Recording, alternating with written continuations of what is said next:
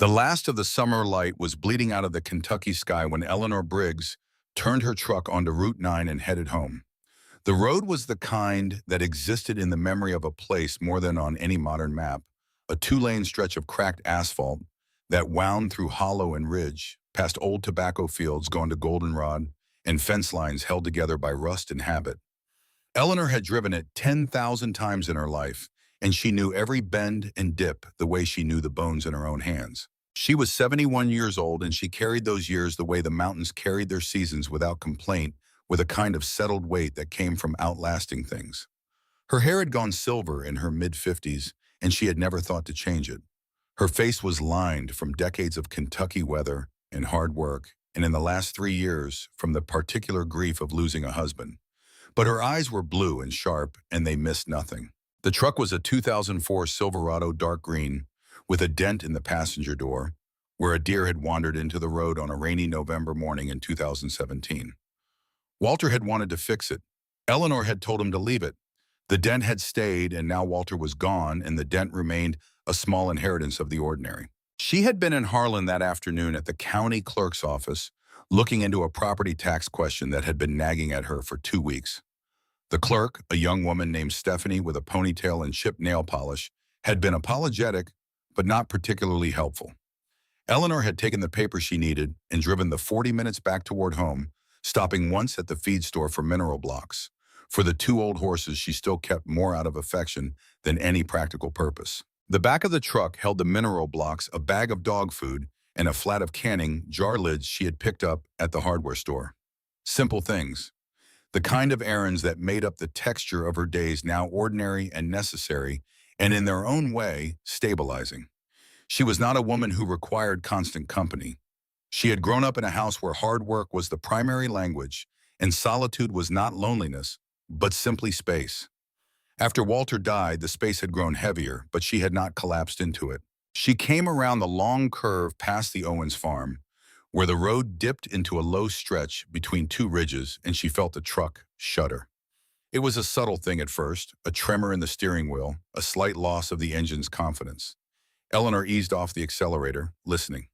Walter had taught her to listen to machines, to let them tell you what they needed before they made a crisis of it. The engine coughed. Then it coughed again harder, and the truck began to slow in spite of her foot on the pedal. The power steering stiffened.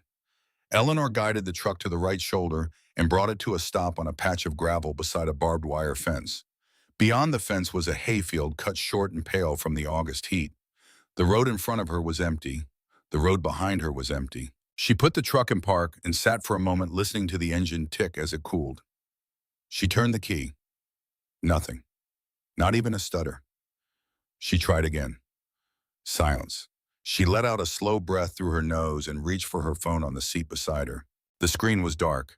She pressed the button on the side and held it. The battery icon appeared, a thin red sliver at the bottom of a gray rectangle. Dead or nearly dead.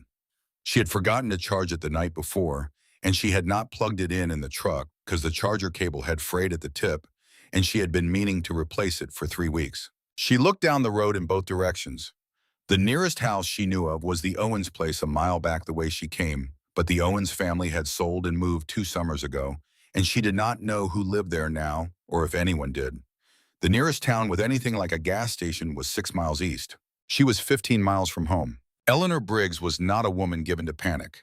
She had delivered a neighbor's baby in the back of a car in a snowstorm in 1987. She had held her husband's hand through 2 cancer scares and a heart attack before the one that finally took him. She had set a broken bone with a board and electrical tape when her son had fallen from a barn loft and the road to the hospital was washed out. Panic had never served her, and she had stopped entertaining it decades ago. She got out of the truck. The evening air was warm and thick with the smell of cut grass and distant wood smoke. The sun was settling toward the ridge to the west. She had maybe 90 minutes of usable light. She propped up the hood of the truck, the universal signal of mechanical distress, and stood on the shoulder. She waited. The first car to pass was a white sedan that did not slow down. The second was a silver SUV with a kayak strapped to the roof. The driver looked at her briefly and kept going. Eleanor watched them go without expression. She had lived long enough not to be surprised by the small daily choices people made, not to be inconvenienced. The third vehicle to come down the road was a pickup truck. Dark blue mid-90s, the paint flaking at the wheel wells. It slowed as it approached her and then pulled onto the shoulder behind her, its tires crunching on the gravel. Eleanor turned to face it, maintaining the calm, open posture she had learned over decades of nursing the body language of a person who is not a threat, but is paying close attention. The man who got out of the pickup was younger than her by a considerable margin. 30s maybe, with a lean, wiry build and a sun-darkened face that had the particular look of someone who spent time outdoors, not for pleasure but out of necessity. He wore a gray t-shirt with a faded logo and jeans that were dirty at the knees. He smiled at her. There was a smile that started at his mouth and did not quite reach his eyes. "Evening," he said. "You got trouble." "Engine died," Eleanor said. "I tried starting it and got nothing." He walked toward her, already looking at the truck with what seemed like professional interest. "Mind if I take a look?" "Go ahead," she said. He leaned over the engine, poking and prodding, with the ease of someone who knew what he was doing, or who wanted to appear that way. Eleanor stood to his right, watching him. She noticed he had not introduced himself. "Could be the alternator," he said. "Could be the battery. Hard to say without the right tools." He straightened up and looked at her with that same closed-mouthed smile. "Where you headed?" "Home," she said. "About 15 miles east." "Long way to walk?" He tilted his head. "You got family coming? Someone you can call?" "My phone's dead," she said. Something shifted in his posture, then just slightly. Something she might not have caught if she had not spent 50 years watching people for the small, involuntary signals the body sent when the mind made a decision it was not ready to announce. "That's tough," he said. "Tell you what, I can give you a ride if you need it. It's no problem." "I appreciate the offer," Eleanor said. "But if you don't mind, I'd rather wait here. If you're heading toward Harlan, there's a service station on—" "I'm not heading toward Harlan," he said, and his voice had shifted, now the pleasantness thinning. He moved a step closer. "Lady, I'm trying to do you a favor. It's getting dark and you're out here alone, and that's not a safe situation." Eleanor held her ground. "I'm aware of my situation." His eyes moved to her purse, which hung from her left shoulder. She felt the look the way she had sometimes felt the warning ache of weather in an old joint ahead of the event, but unmistakable. "Why don't you let me take a look at your phone?" he said. "Maybe I can charge it in my truck." "Thank you, but I'm fine." He moved. It was fast, faster than she had expected from a man who had been performing casualness, and her body reacted before her mind completed the thought, stepping back, turning her shoulder. But his hand caught the strap of her purse, and the momentum of his pull wrenched her sideways. She went down on one knee on the gravel, feeling the sharp bite of stones through her jeans. He had the purse. He stepped back from her, holding it, his expression no longer performing anything. He looked at her the way people sometimes looked at things that did not matter, with flat, efficient appraisal. "Stay down," he said. "Just wait a minute, and then you can do what you want." Eleanor rose from her knee with the careful steadiness of a woman who had learned not to show pain as currency in situations like this. She looked at him and said nothing. He went through her purse with one hand, pulling out her wallet, her keys, the envelope with the documents from the county clerk's office. He looked at the envelope, and his eyes moved over it with an attention that surprised her. He was not just grabbing cash. He was looking for something specific. He pocketed the wallet and the keys in the envelope. He dropped the purse on the road. Then he looked at her once more. "You're Eleanor Briggs," he said. It was not a question. The coldness that moved through her then was not fear, but the specific and clarifying chill of understanding something important. He knew her name. This was not random. He got back in his truck and pulled onto the road and drove east, the direction she was going, the direction of her home. Eleanor stood on the shoulder of the road for a moment, completely still. She picked up her purse. She had $23 in loose bills in the front pocket of her jeans, which she sometimes carried out of old habit, and that was all. No wallet, no ID, no keys, no way to start the truck, no phone. 15 miles from home, and the light continuing to slide toward the ridge. She walked back to the truck and sat in the driver's seat with the door open, and thought clearly and without self-pity about what her options were. The gravel of the shoulder was pale in the fading light, and the hayfield beyond the fence was the color of old straw, and the ridge to the west was already going dark at its crest, while the sky above it still held the remnant warmth of the day.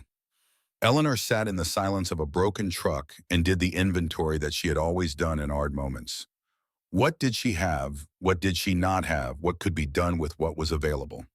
She had her body, which was in good health for 71. She had her mind, which was clear.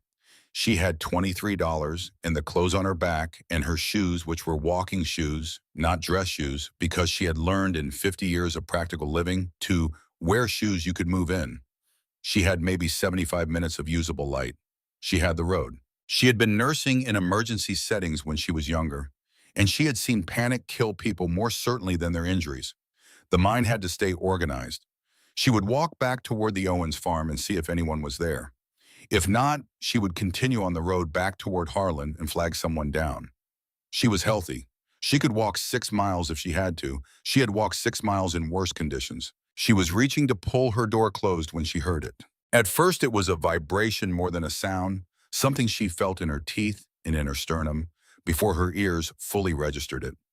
Then the sound arrived, a deep and layered roar that built the way thunder built, starting as a rumble in the middle distance and growing rapidly into something that filled the hollow. She turned to look west, back the way she had come. They came around the curve in a staggered line, motorcycles, more of them than she had first expected, the chrome catching the late light and throwing it back in scattered points. She counted without thinking, the way nurses counted, quickly and automatically. 12, 15, 18. They filled the road with a sound that was elemental, that reminded her of nothing so much as the particular roar of the creek in spring flood, enormous and indifferent and utterly present. They were Iron Valley MC. She could read it on the vests as they got closer. A skull bisected by a mountain ridge, the letters arcing above and below. She had seen the club around the county, had passed their members in the feed store and at the diner on the square in Harlan. She had never spoken to any of them. The lead bike was ridden by a man who was perhaps 50 broad through the shoulders, with close-cropped salt and pepper hair and a beard that was more salt than pepper. He wore a cut that bore additional patches indicating rank, and he moved the big Harley with the ease of someone who had been riding for 30 years and had stopped noticing that it required any skill. He saw her truck, he saw her standing beside it, and he slowed. When he slowed, every bike behind him slowed. They pulled onto the shoulder in the way that a military convoy pulls off a road orderly and without wasted motion. Engines came down from their roar to a low rumble, and then one by one cut to silence. The sudden quiet was remarkable after the noise. The lead rider set his kickstand and swung off the bike. He was taller than she had judged from a distance, and his eyes were the kind of gray-green that were hard to read in any light. He looked at her truck, at her, and at the road in both directions.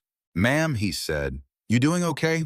Eleanor considered the question with the same directness she brought to all questions. "I've had better afternoons," she said. "My truck died and a man robbed me." A stillness came over him. It was the kind of stillness she had seen in experienced emergency responders the moment between receiving information and deciding how to respond, when the body temporarily stops all non-essential operations. "Robbed you," he repeated. "Took my wallet, my keys, some papers from the county clerk's office." She paused. He knew my name. He wasn't just an opportunist. One of the other riders had come forward and was now standing slightly behind and to the right of the lead man, close enough to hear. He was younger, perhaps mid-40s, with a lean, watchful quality and eyes that had the particular look of someone accustomed to assessing threat levels. "Jax," this man said quietly. The lead rider, Jax, looked at him briefly and then back at Eleanor. What did he look like? What was he driving? She described him. The blue pickup, mid-90s, the faded paint, the logo on his shirt she couldn't quite make out. She described his face and his build with the precision of someone who had been trained to observe and report. Jax listened without interrupting. When she finished, he looked at the man behind him. Reed. Reed was already moving back toward one of the bikes. He made a call on his phone, speaking in a low voice that Eleanor couldn't fully hear. "Your name's Briggs," Jax said. "Eleanor Briggs," she said. "My property is out on Limestone Road east of here. I've lived there for 43 years. Your husband, Walter." She looked at him. "You knew him?" "Not personally, but I know the name. The Briggs place comes up when people talk about the old farms in this county." He said it simply, without sentimentality. "I'm sorry for your loss." "Thank you," she said. He looked at the truck. "You want us to take a look at it? My mechanic's 3 bikes back, and he can usually tell something without tools." "I'd be grateful," Eleanor said. The mechanic, a short and deeply sunburned man named Davis, who went by the road name Wrench, had the hood of the truck up within 2 minutes and delivered his verdict in 4. The fuel pump had failed, probably the original one on a 2004, which was not surprising. It was not fixable on the side of the road. I can call the service station in Baxter, he said to Jax. They've got a flatbed. Billy Carver runs it. He won't steal from her. Jax looked at Eleanor. We'll wait with you until the flatbed gets here, and then we'll give you a ride home, if you'll accept it. Eleanor looked at the 18 men arrayed along the shoulder of the road, some sitting on their bikes, some standing, all of them giving her the courtesy of pretending not to stare. They were large men, mostly with the weathered look of people who lived most of their lives outdoors. Their cuts bore patches from multiple states. Their arms bore ink that told abbreviated stories. She had lived in Harlan County long enough to understand that the simplest categorizations were usually wrong, that the men who frightened polite society most reliably were sometimes the ones who showed up when polite society looked the other way. I'll accept it, she said. Reed came back and spoke quietly to Jax. Eleanor caught fragments. Something about the blue pickup. Something about a man named Holt.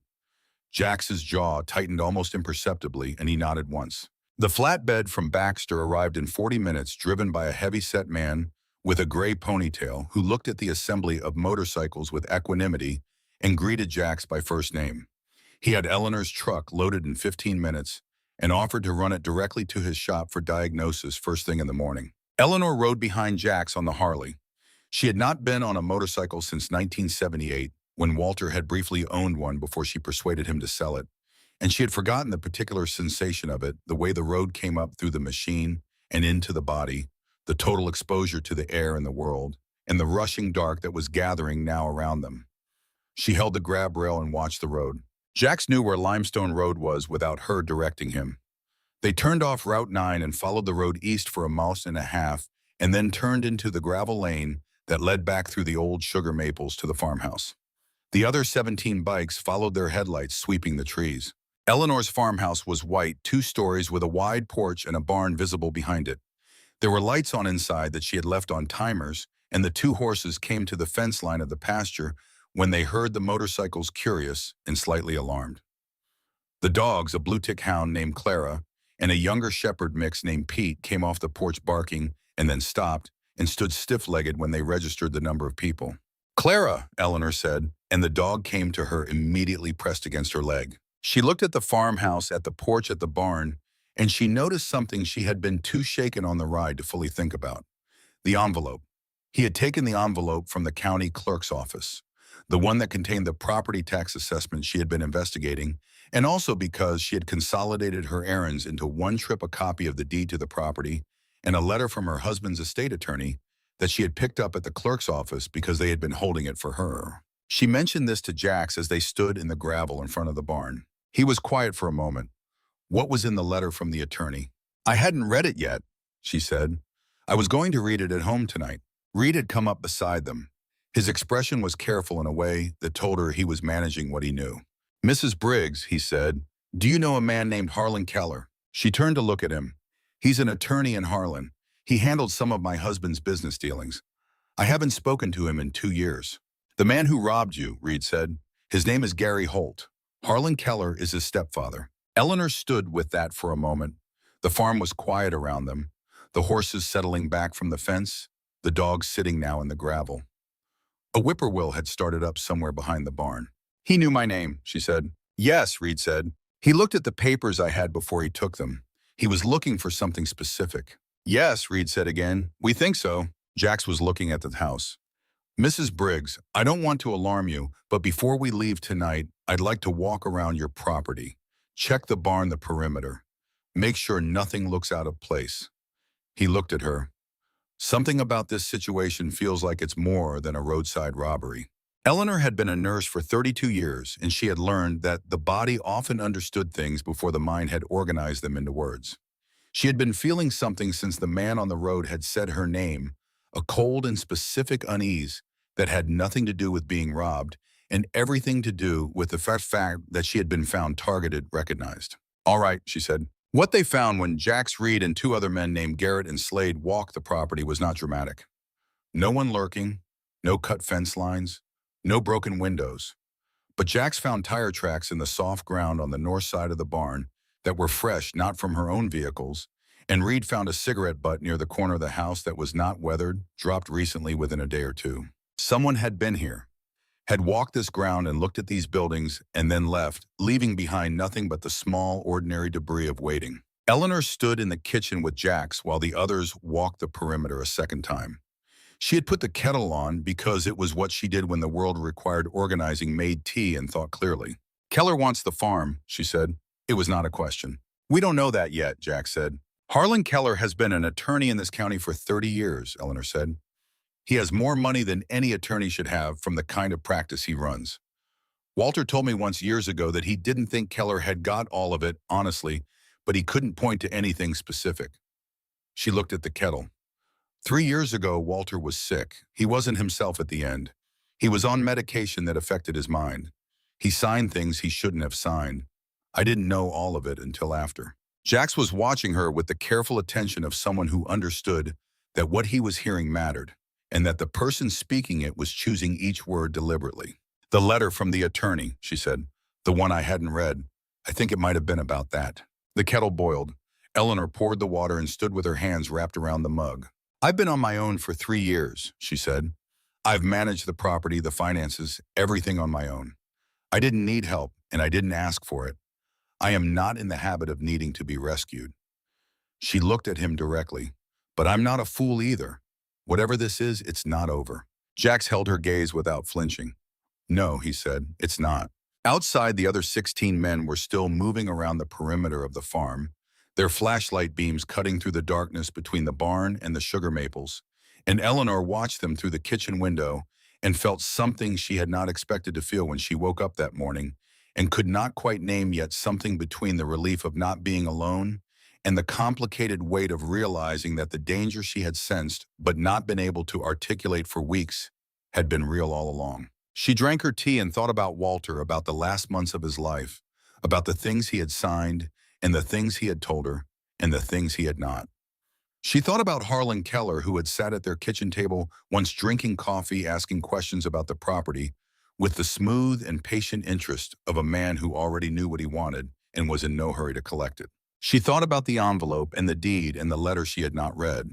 She set down her mug and looked at Jax. Tell me what you know about Gary Holt, she said. He told her. Gary Holt was 34 years old, had 2 prior convictions for theft in the county, and had been working in some capacity for his stepfather, Harlan Keller, for the last 6 years. He was not primarily a lawyer's errand boy. He was the kind of function a certain type of attorney needed, the part of the operation that existed below the level of paperwork. Reed knows him, Jax said.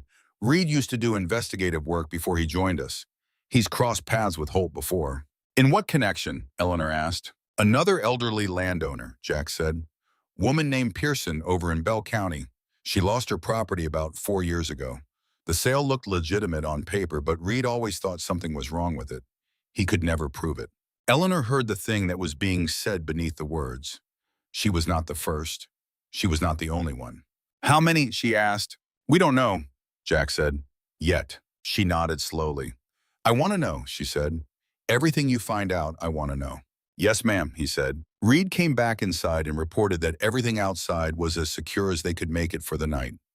Jax told her they would be back in the morning, that they had a contact with the county sheriff's office who might be willing to talk, and that she should not be alone for the next few days if she could avoid it. He said it without condescension, the way a person described a practical fact rather than a weakness, and Eleanor received it the same way. Being alone was a circumstance, not a character failing. Taking help when it was offered and clearly genuine was a sensible thing, not the surrendering thing. She had spent enough years refusing help on principle to know the difference between independence and stubbornness, and the line was approximately where it stopped being useful. Eleanor thought about her son Daniel, who lived in Lexington with his wife and 2 children, and who had been urging her for 2 years to sell the farm and move somewhere easier. She thought about calling him and dismissed the thought almost immediately. Daniel would hear a 71-year-old woman alone on a farm who had been robbed, and he would hear what he had already decided to hear, that she couldn't manage, that she needed to let go of the place, that being practical was the same as giving up. She was not ready to have that conversation. I have a neighbor, she said, Aggie Monroe. She's 2 farms over. She's 80, and she'll be furious if I don't call her, and she will also absolutely drive over here with a shotgun and sleep on the couch if I ask her. A sound from Jax that might have been the beginning of a laugh quickly composed. That works, he said. The 18 bikes left her lane one by one, their taillights red in the darkness, their sound receding down toward Route 9 and then fading to nothing. Eleanor stood on the porch with Clara pressed against her leg and watched them go. She went inside and called Aggie Monroe, who was indeed furious not to have been called sooner, and who arrived 20 minutes later in a 1989 Buick with a 12-gauge and a casserole dish in the quality of aggressive calm that came from being 80 years old in Harlan County and having survived everything that entailed. Eleanor ate Aggie's chicken casserole at the kitchen table and told her the whole story, and Aggie listened without interrupting, which was unusual for Aggie. And when Eleanor finished, Aggie set down her fork and looked at her with the clear and settled eyes of someone who had been keeping score for a long time. Harlan Keller, Aggie said. Yes, that man has been trouble since he set up his practice, Aggie said. I never liked his face. A man whose smile comes and goes too fast has something to hide. She picked up her fork again. Those bikers, you think they'll actually help? I think, Eleanor said carefully, that Reed Donovan has been wanting to make a case against Gary Holt for 4 years, and this gave him a reason. She looked at her plate. And I think the man named Jax has a code of some kind about people being preyed on. The way he listened, the way he walked the property. She paused.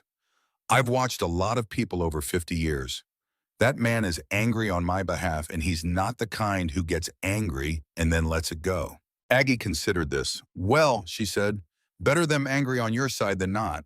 Eleanor slept that night with more ease than she had expected, and when she woke at 5 in the morning, as she always did, the birds already making their argument in the sugar maples. She lay still for a moment and took careful inventory of what she knew and what she didn't. She knew someone had been on her property. She knew Gary Holt had taken documents that were specifically related to her land. She knew Harlan Keller was connected to Gary Holt and had previously met with Walter in the last months of his life when Walter had not been fully himself. She did not know what those documents would tell Keller that he didn't already know. She did not know what was in the attorney's letter. She did not know how many other families had been through this. She knew that Keller had made a mistake.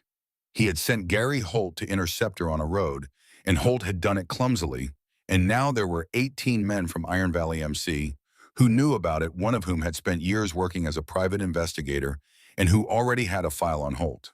Eleanor was not a woman who had ever believed that justice was automatic or inevitable, but she had lived long enough to know that careful, organized, patient people with a legitimate grievance and a specific goal were over time more dangerous to corrupt arrangements than any dramatic confrontation. She got up, made coffee, fed the dogs and horses, and sat on the porch as the light came up over the ridge to the east and painted the valley below in the particular gold that only happened in that brief half hour before the full heat of the day asserted itself. She thought about Walter, about his hands, which had been carpenter's hands, wide-eyed and scarred and capable, about the last months when those hands had trembled and he had looked at her sometimes with an expression she had not fully understood at the time, but now read clearly the look of a man who was frightened of what was being done around him and could not make his body and mind cooperate enough to stop it. She had not been able to stop it then.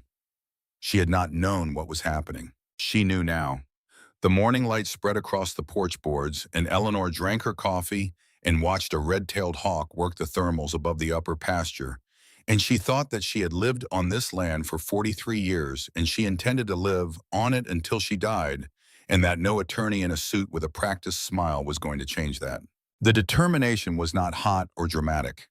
It was the same cool, sustainable kind she had brought to everything difficult in her life. The same kind she had used to sit through Walter's treatments and come home and make dinner and get up the next morning and do it again.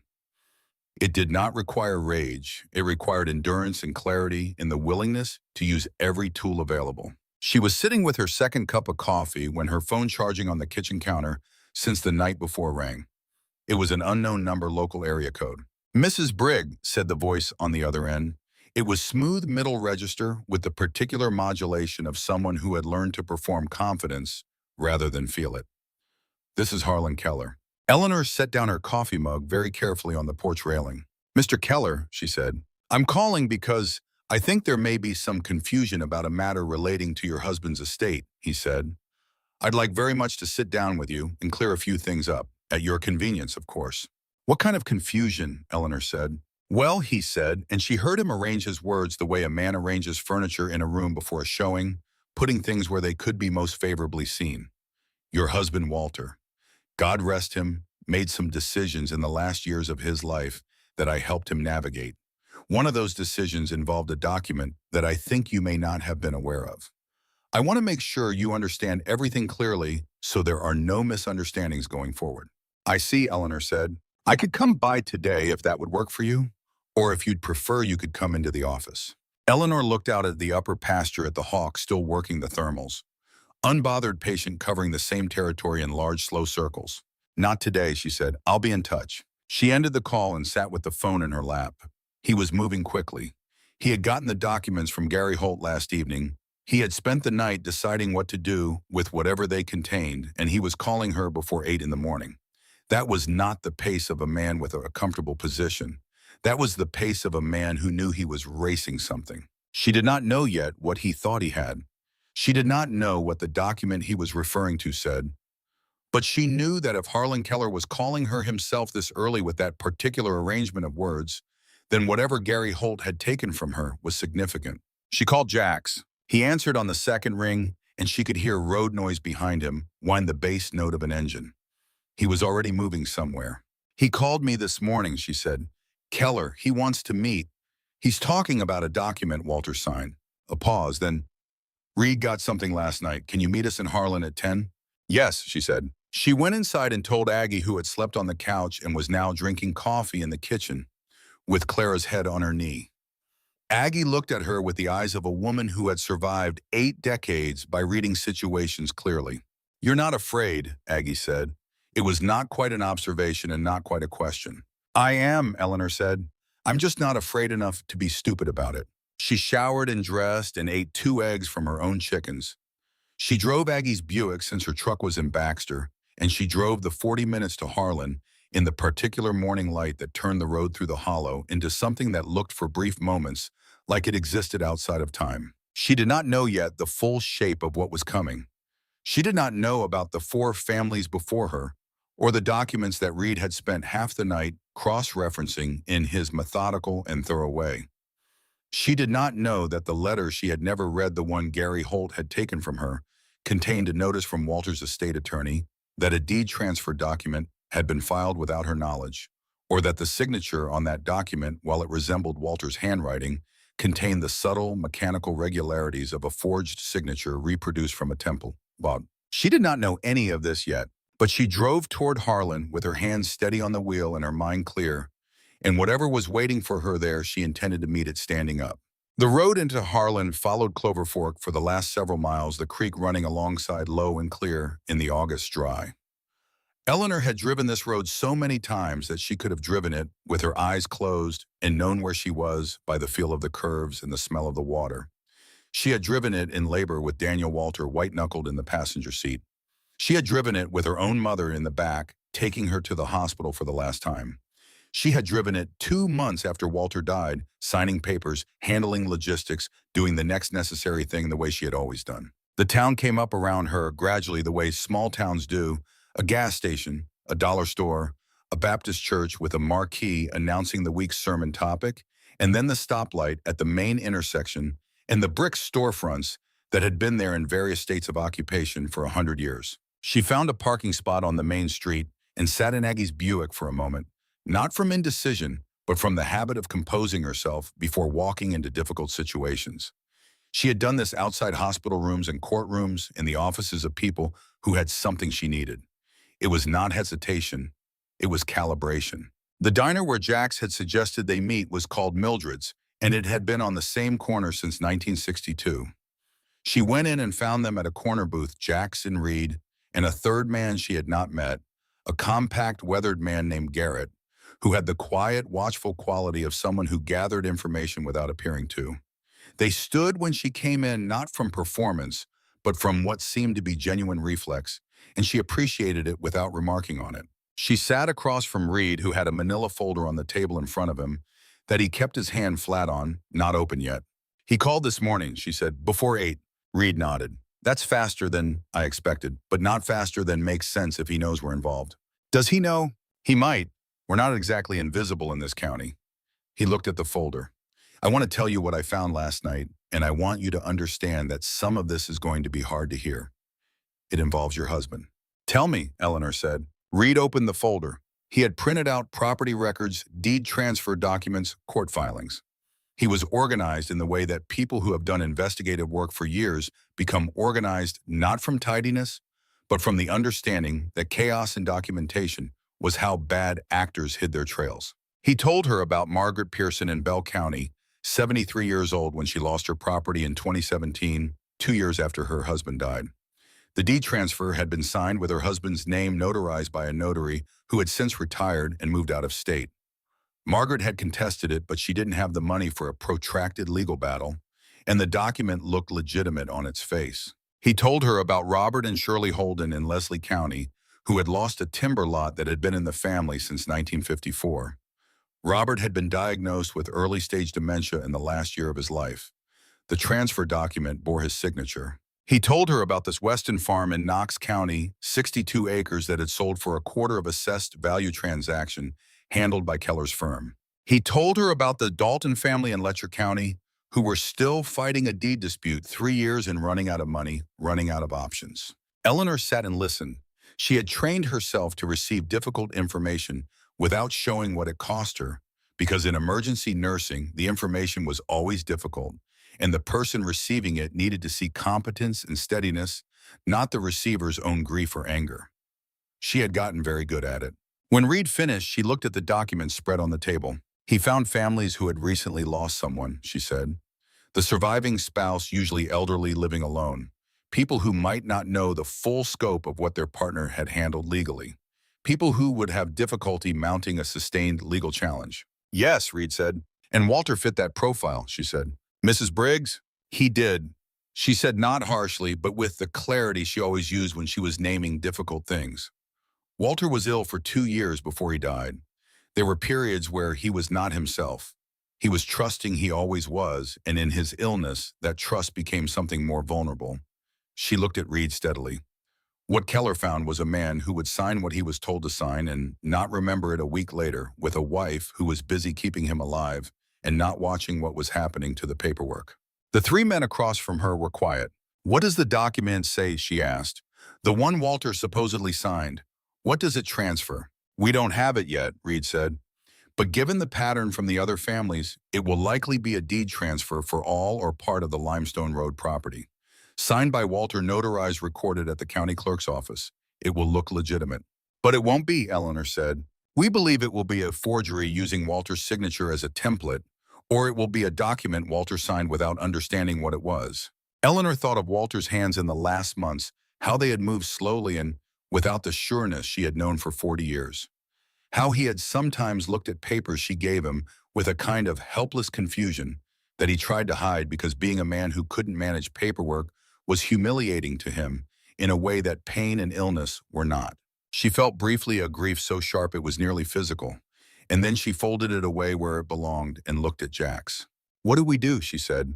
Jax had been sitting with his coffee, listening, not filling space. He looked at her now with the direct, undecorated attention she had noticed the night before. We build a case, he said. Reed knows how to do that. We get the document Keller claims to have. We find a forensic document examiner. We document every family he's done this to, and we take it to someone who can do something with it. State Attorney General's office, probably. Maybe federal, depending on how this connects. That takes time, Eleanor said. Yes, and in the meantime, Keller is going to push. She looked at the folder. He called me this morning. He's not going to wait. No, Jax said. He's going to try to pressure you into a settlement before you understand what you're actually dealing with. That's the play. Eleanor finished her coffee and set the cup down. Then he's going to be disappointed, she said, because I don't settle for things that aren't mine to settle. She looked at Reed. I want copies of everything in that folder. I want to know every name, every family, every property.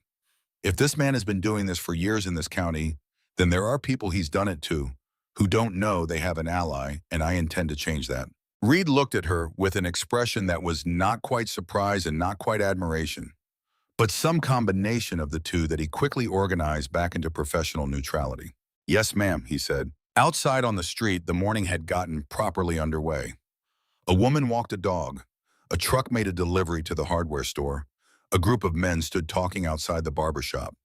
The ordinary motions of a small town on an ordinary Tuesday, and Eleanor Briggs stood on the sidewalk in front of Mildred's diner and felt the particular and clarifying sensation of a fight becoming real, of the thing she had been circling around without knowing it for 3 years beginning finally to take its shape. She was not afraid of it. She was, in fact, something she would not have expected to be. She was ready. Garrett drove her back toward Limestone Road in a truck that belonged to one of the other club members, since her Silverado was sitting in Baxter waiting for a fuel pump. She rode in the passenger seat and looked at the country she had known her whole life, the ridges and hollows and creek beds, the old farms carved out of land that had never made anyone rich but had made certain families whole, and she thought about the Pearson woman in Bell County who had lost her place, and the Holden family in Leslie County, and the Westons over in Knox County. 4 families that Reed knew about. He had said it himself last night in her kitchen. They didn't know how many yet. "Garrett," she said. He looked at her briefly, this compact, watchful man who seemed to move through the world without taking up more space than necessary. "Yes, ma'am." "How long have you been with Iron Valley?" 11 years, he said. And Reed, he was a private investigator before. 14 years. Had his own agency in Middlesbrough. Gave it up when his wife got sick. Jax found him a few years later, half wild, and brought him in. He said it without embellishment, simply the way people in this part of the world talked about things that mattered quietly and with precision. "And Jax," she said, "what was he before?" Garrett was quiet for a moment. "Army," he said. 2 tours. Got out in '98, spent some years that he doesn't talk about much, and then put Iron Valley together from the ground up in 2004. He glanced at her. "He doesn't suffer people taking advantage of those who can't fight back. It goes against something in him, the way gravity goes against a thing that's trying to fall up." Eleanor thought about this as the road wound through the hollow. The women, she said, the Pearson woman, the Holden family. Did Jax know about those cases? Reed knew, Garrett said. Reed had been carrying that file on Gary Holt for 4 years, waiting for something to move. "Last night when you described what happened on the road, the way Holt knew your name, the way he took specific documents, Reed knew. He said to Jax, 'This is the same pattern.' And Jax said, 'Then we're not leaving it alone.'"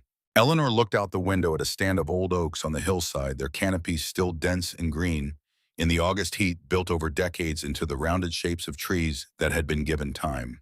Things built over time, damage done over time, correction also, if you were patient enough, also done over time. "I appreciate what your people are doing," she said. "I want you to understand that I will not be a passive participant in this. I will do the work that needs to be done.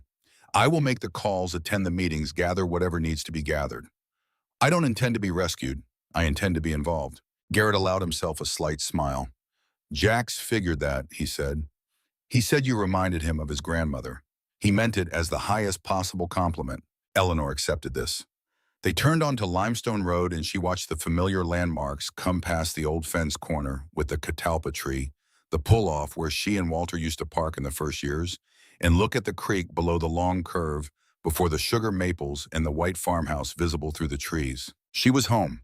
It was still hers. For now, but she was going to make sure it stayed that way, and she was going to make sure that what had happened to Margaret Pearson and the Holdens and the Westons was not going to be buried under the accumulated paperwork of Harlan Keller's practice respectability. She had 43 years on this land.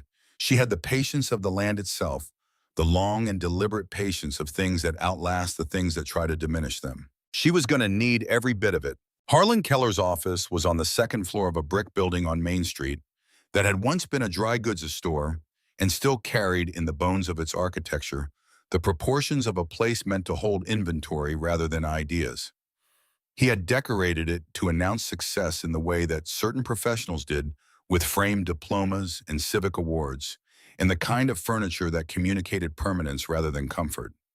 Eleanor had been in offices like this before, had sat across from doctors and administrators who used the visual language of institutional authority to make the people in front of them feel smaller than they were. She sat across from him now, 3 days after the robbery on Route 9, and she let him talk. He had aged since she had last seen him 2 years prior at a County Bar Association dinner Walter had been invited to. His hair was gray and he kept it neat. His suit was expensive without being flashy, and his hands when he set them on the desk were the soft hands of someone who had not done physical work in 30 years. He was perhaps 65. He had the face of a man who was accustomed to people believing him. I want to start by expressing my genuine concern about what happened to you on Tuesday, he said. I understand you had some difficulty on Route 9, and I want you to know that I am deeply sorry for any part that may have reflected poorly on. Let's skip that, Eleanor said. He paused. The smile held but recalibrated. Of course. Let me be direct then. He opened a folder on his desk. Eleanor Walter came to me in September of 2021. He was not well, we both know that, but he was lucid about this particular matter, and he expressed to me his concern about the property and his desire to ensure that you would be comfortable after he was gone. He looked at her. He made a decision about the Limestone Road property. He transferred a portion of it into a land trust administered by my firm with the understanding that the trust would provide for your continued residence and monthly income. Eleanor said nothing. I have the document here, Keller said, and slid a paper across the desk toward her. She looked at it without touching it. It was a deed transfer document dated September 14th, 2021, 3 months before Walter died. Walter's signature was at the bottom, and she looked at it for a long moment, at the familiar shape of the letters, the W that he always started with a loop and finished with a descender that curved slightly right. The signature looked like Walter's. It looked enough like Walter's that if she had found it in a drawer and not been told it was a forgery, she might have believed it was his. But she had watched Walter in September 2021. She remembered September 2021 with the clarity that extreme periods of stress and grief imprinted on memory. Walter had been on 4 medications that month. He had confused her with his sister once briefly before catching himself. He had been unable to balance the checkbook, which he had done every week for 40 years without difficulty. He had said to her one evening, sitting on the porch watching the sun go down over the ridge, Ellie, I'm afraid I'm losing myself. And it was the most frightened she had ever heard him and the most honest he had ever been about his fear. He had not in September 2021 been making land trust decisions. I see, she said. Keller leaned forward slightly. I know this is a lot to take in, and I want to be sensitive to the fact that Walter made this decision without discussing it with you directly, which I understand he did because he didn't want to worry you. But Eleanor, his intentions were good. He wanted to protect you. What portion of the property, she asked. The eastern 40 acres, Keller said, which includes the timber stand and the creek frontage. The eastern 40 acres was the most valuable portion of the Limestone Road property. The timber alone was worth more than the house and the cleared land combined. Walter had protected that stand for 30 years, turning down buyers refusing to log it. Walking it with Eleanor in the spring, when the wildflowers came up through the leaf duff and the creek ran high and cold and clear. And the land trust, Eleanor said. Who are its beneficiaries? A fractional hesitation. The trust is structured to benefit you directly, he said, at monthly income. Who administers it? She said. My firm holds the administrative role, which is standard. So you administer a trust that owns the most valuable portion of my husband's property, Eleanor said. And the document establishing that trust was signed 3 months before my husband died when he was on medication that affected his cognition, and I was never told about it. Keller's expression did not change dramatically, but something behind it shifted the way the weather shifted behind a ridge before you could see it from the valley. I understand this is surprising, he said, but Walter's capacity at the time of signing has been assessed by whom, Eleanor said. He named a doctor. Eleanor did not recognize the name. I'd like a copy of that assessment, she said. I can certainly provide. I'd like it today, she said. A pause. Eleanor, I want to be clear that my intention in meeting with you is to ensure that your interests are protected. The trust provides for your continued residence in the house. You would not be displaced. But I would not own the property, she said. And you would. The trust would, he said, which you administer, she said. The silence in the room was the particular silence of a negotiation where one party has realized the other is not as manageable as anticipated. I think, Keller said, that it would benefit both of us to take some time to review this together, perhaps with your own attorney present in a more relaxed. I'll have my attorney contact your office, Eleanor said and stood. She had not hired an attorney. But Keller did not need to know that yet. She drove back to Limestone Road and called Jax. He showed me the document, she said. It transfers the Eastern 40 to a land trust he administers. The signature looks like Walter's. Did he give you a copy? No, I asked for one. He said he would provide it. He won't, Jack said. Or if he does, it'll be a version he's comfortable showing you. Reed needs to get into the county records and pull whatever's been filed. A pause. There's something else. Are you home? Just got back. Don't go to the bank today. Not until you talk to us. She felt the cold clarity again, the sharpening that came when information arrived that changed the shape of what she was dealing with. Why, she said. Reed made some calls this morning, Jack said. We think Keller may have moved faster than we realized. On the banking side, she sat with that. I'll wait, she said. Come by when you can. They came by at 3 o'clock. Jax and Reed and a woman she had not met before, a compact, dark-haired woman named Maxine Flynn, who turned out to be a paralegal who had worked for a law firm in Lexington for 12 years before leaving to handle, as she put it, without elaborating, some personal matters. She was perhaps 45, and she had the quality of someone who understood the mechanics of legal proceedings the way a machinist understood tolerances in exact and practical terms. They sat on Eleanor's porch and Reed spread documents on the side table. The deed transfer was filed with the county clerk's office 6 weeks ago, Reed said. 2 weeks after you went in to ask about the property tax question. Keller knew you were looking into things, and he accelerated the timeline. The tax question was routine, Eleanor said. I wasn't looking into anything specific.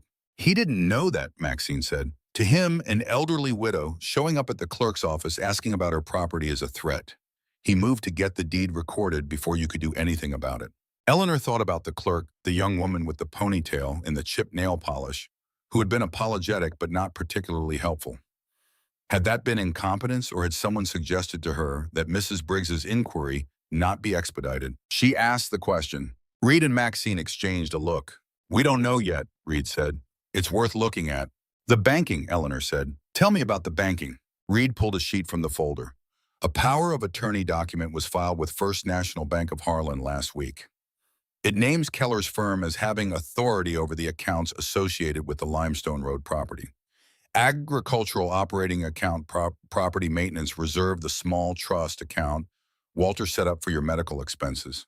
Eleanor felt something that was not quite anger and not quite despair, but was in the territory between them. The accounts were not large, but they were hers. They were what she ran the farm, on what she paid the feed bills, with what covered the vet when one of the horses needed attention.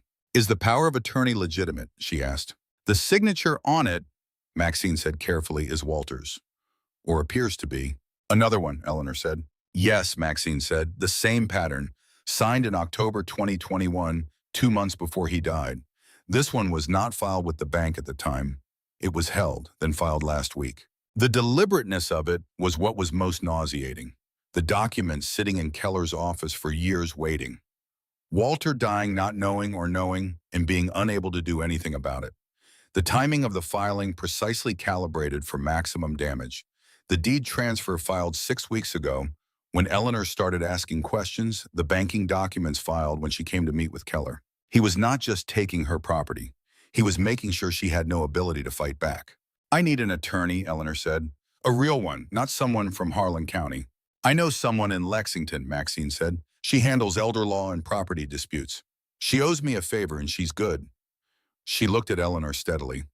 She's going to tell you that what we're dealing with is serious. Multiple documents of pattern fraud with forged instruments, which is a felony. She may want to bring in the state attorney general. That will take time. How much time? Eleanor asked. Months, Maxine said. Possibly longer. In the meantime, if Keller moves to enforce the power of attorney, your accounts could be frozen while it's contested. If he tries to exercise any rights over the land trust property, you may need an emergency injunction. Eleanor looked out at the farm. The horses were in the pasture, moving slowly in the heat. Clara was asleep on the porch floor. The sugar maples were already showing the first faint tinge of change at the tips of the highest branches, the annual beginning of the transformation from green to gold.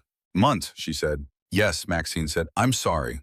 Don't be, Eleanor said. Tell me what I need to do first. She went to the bank the next morning, not to access the accounts, but to speak to the branch manager, a man named Dennis, who had been with First National for 20 years, and who, when Eleanor sat across from him and explained the situation, went very still, in the way of someone who understands they may be implicated in something they did not know they were involved in.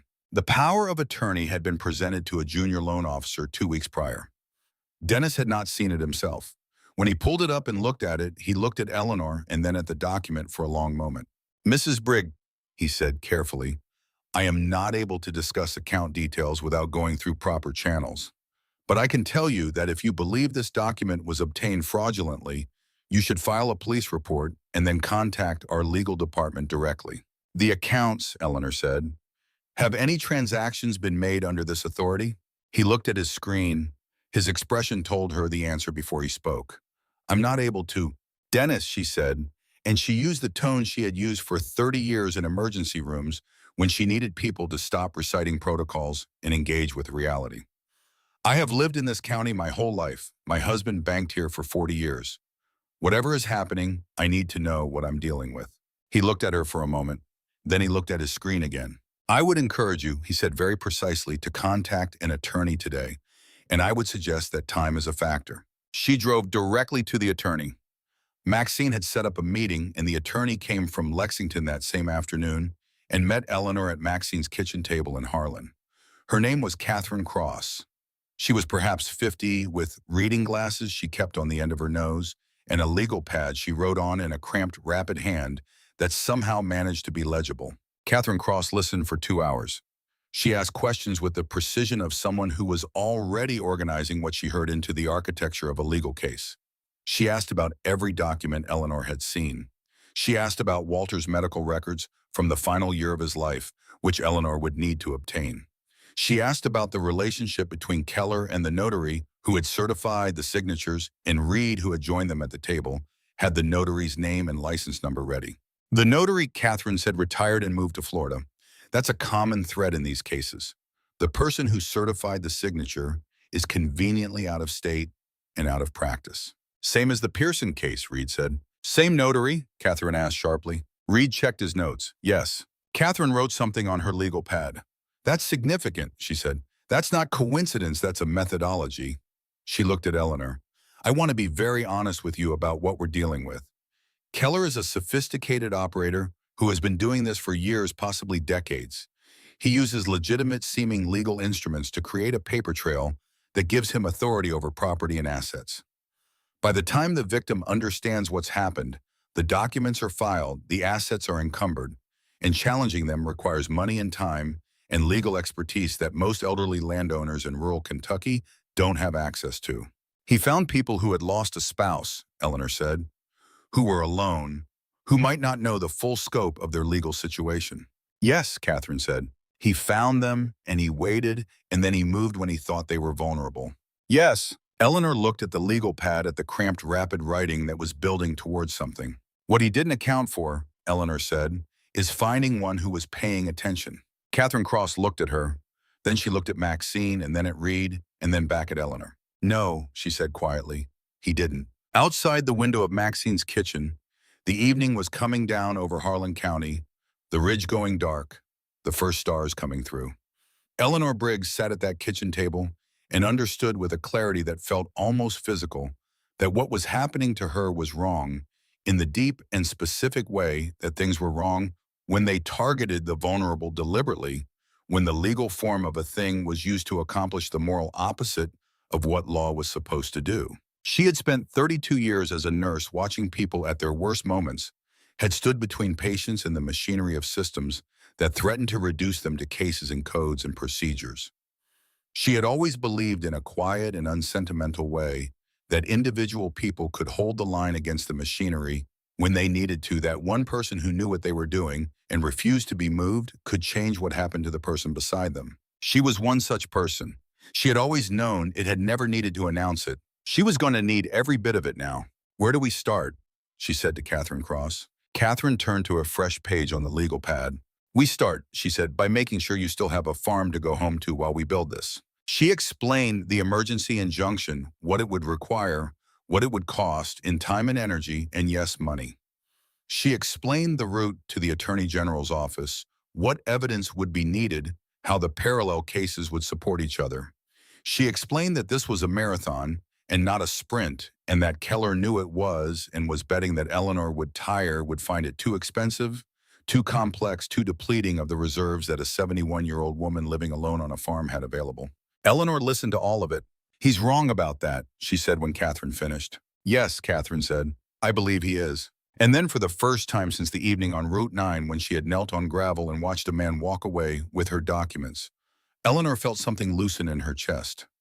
Not relief, not yet, and not joy, but the particular sensation of a problem that had been pressing on her from all sides, beginning to reveal its edges, beginning to show her where it could be held and what tools were available and what the shape of the fight would be. She drove home on Route 9 in the late dark, past the spot where her truck had died, past the gravel shoulder where she had knelt past the fence line, and the hayfield in the particular stretch of road that would now mean something different to her for the rest of her life. She turned onto Limestone Road and came through the sugar maples and up to the farmhouse where Claire and Pete came off the porch and the horses moved in the dark pasture and the house waited white and patient exactly where it had always been. She went inside.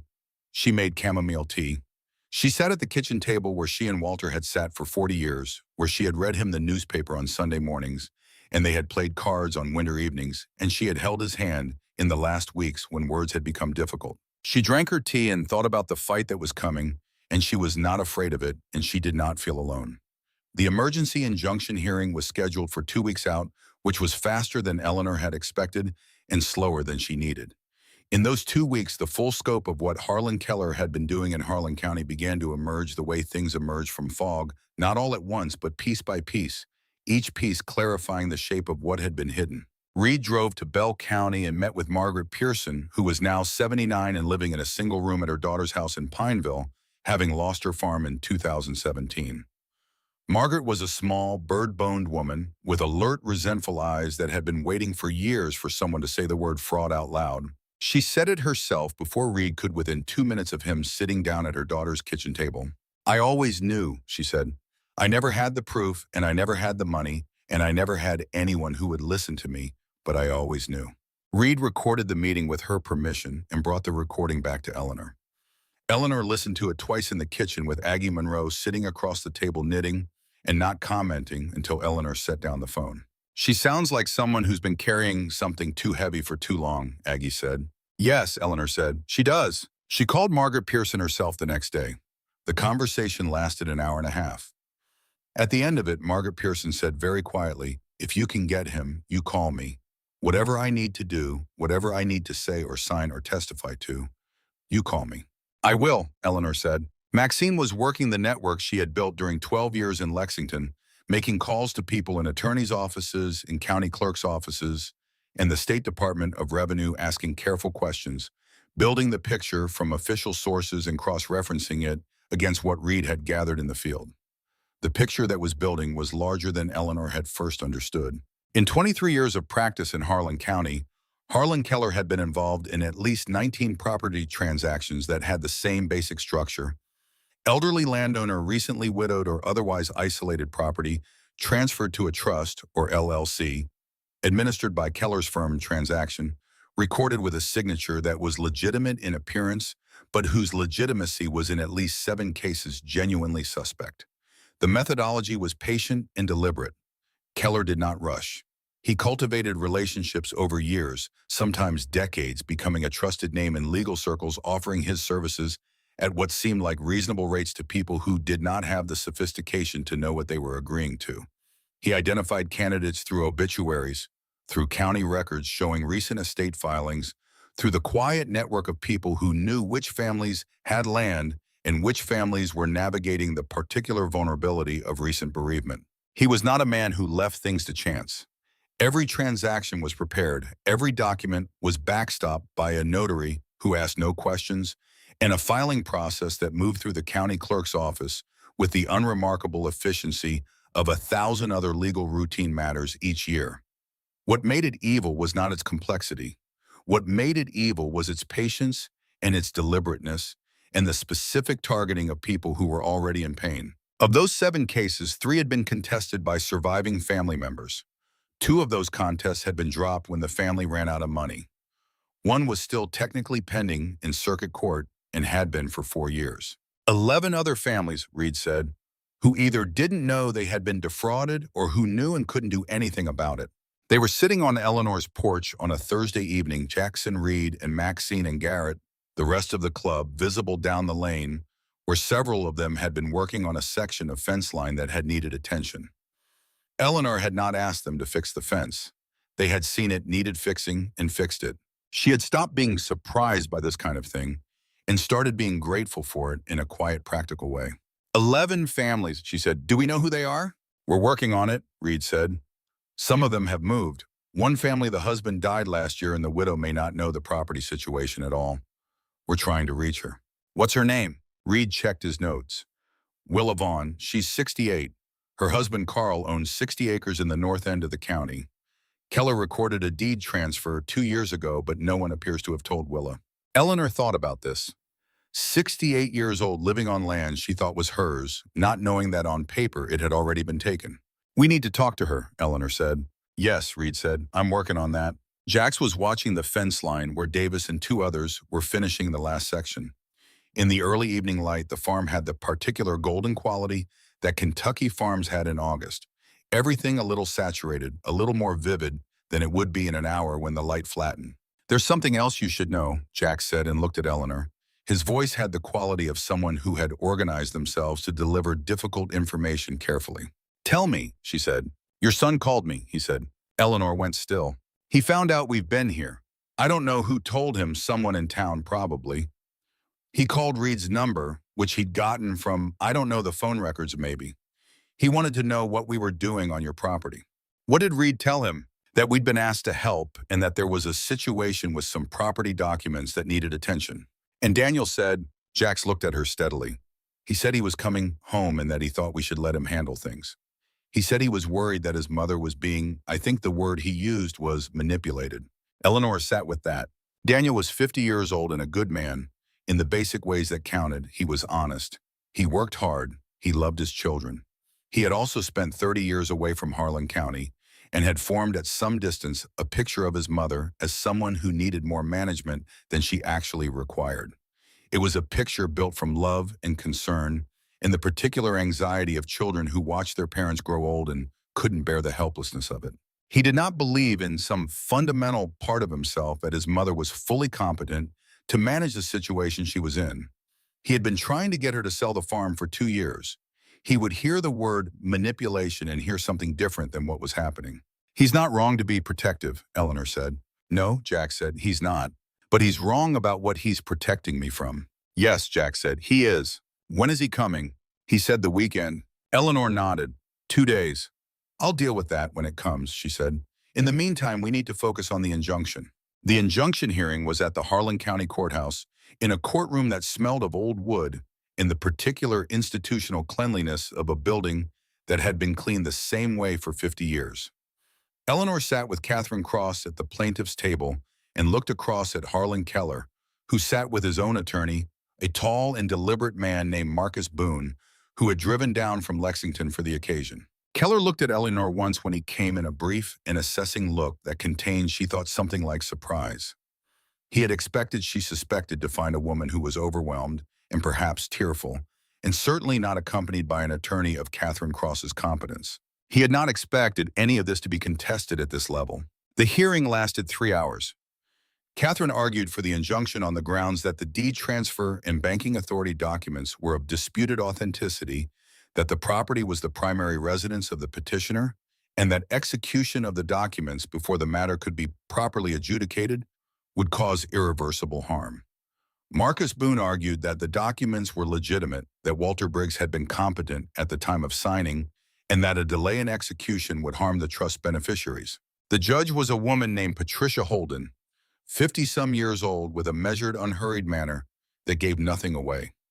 She asked questions of both attorneys with the precision of someone who read documents carefully and expected others to have done the same. Eleanor sat through 3 hours of it without fidgeting.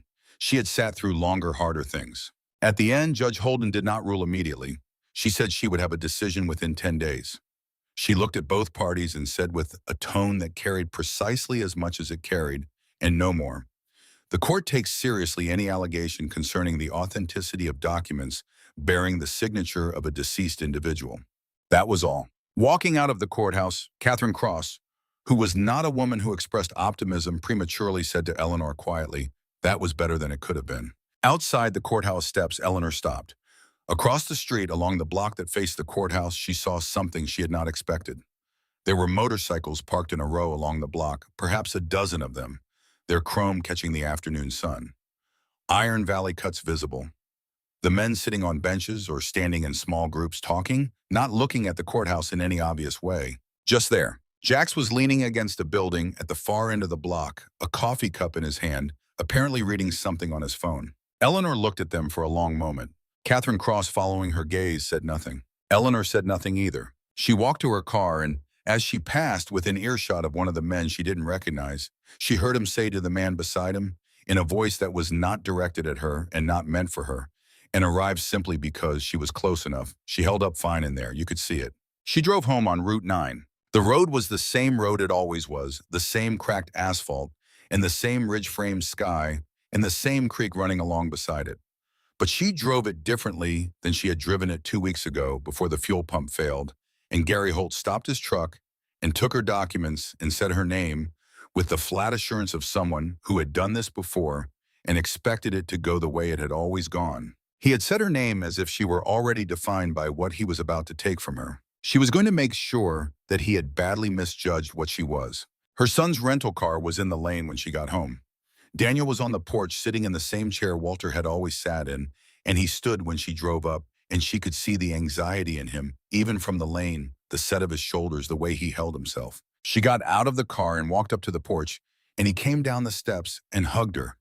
And she held him for a moment, this 50-year-old man, who was also still the boy who had fallen from the barn loft and she had carried to the car. "Mom," he said. "Daniel," she said. She stepped back and looked at him. He looked tired, which meant he was worried, which meant he cared, which she had never doubted. "Come inside," she said. "I'll make coffee. We have a lot to talk about." She made the coffee and she sat across from her son at the kitchen table where she had sat with Catherine Cross and Maxine and Reed and Jax. And she told him everything. Not a simplified version. Not the version she might have told him if she'd wanted to spare him or manage his reaction. The whole thing, from the truck dying on Route 9 to Gary Holt to Keller's phone call to the courthouse this afternoon. Daniel sat very still while she talked. He was a good listener when he was not frightened, and she watched him move from frightened to listening as the picture became clear. When she finished, there was a long silence. "You're telling me he's been doing this to families all over the county," Daniel said. "For years." "At least 19 transactions," Eleanor said. 7 where the signatures are suspect. 11 families who may not even know. He looked at his coffee mug. "And these bikers," he said, not with hostility, but with the careful tone of someone trying to understand something outside their frame.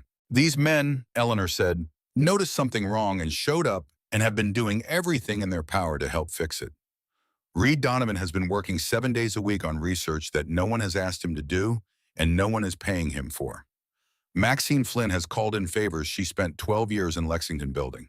And Jack Steele drove 45 minutes this afternoon to stand across the street from a courthouse where I was having a hearing, just so I would know when I walked out that I wasn't walking out alone." Daniel was quiet. "I am not being manipulated," Eleanor said. "I am being helped. And before you ask what I'm offering them in return, nothing. They asked for nothing. They have expected nothing." He looked at her for a long moment. She could see him recalibrating, adjusting the picture he had come here with against the one she was showing him. "What do you need from me?" he said finally. Eleanor sat back. It was the question she had needed him to ask. "I need Walter's medical records from 2021, she said. "From his oncologist and from the neurologist. Dr. Prentice in Lexington and Dr. Kim at Baptist Health. You're on the HIPAA authorization as his secondary contact. I can't get them without you." Daniel nodded slowly. "Okay," he said. "And I need you to trust me," she said. "Not because I can't fail, because I might, but because I'm doing this with more resources and more support and more clear information than I have ever had in a crisis.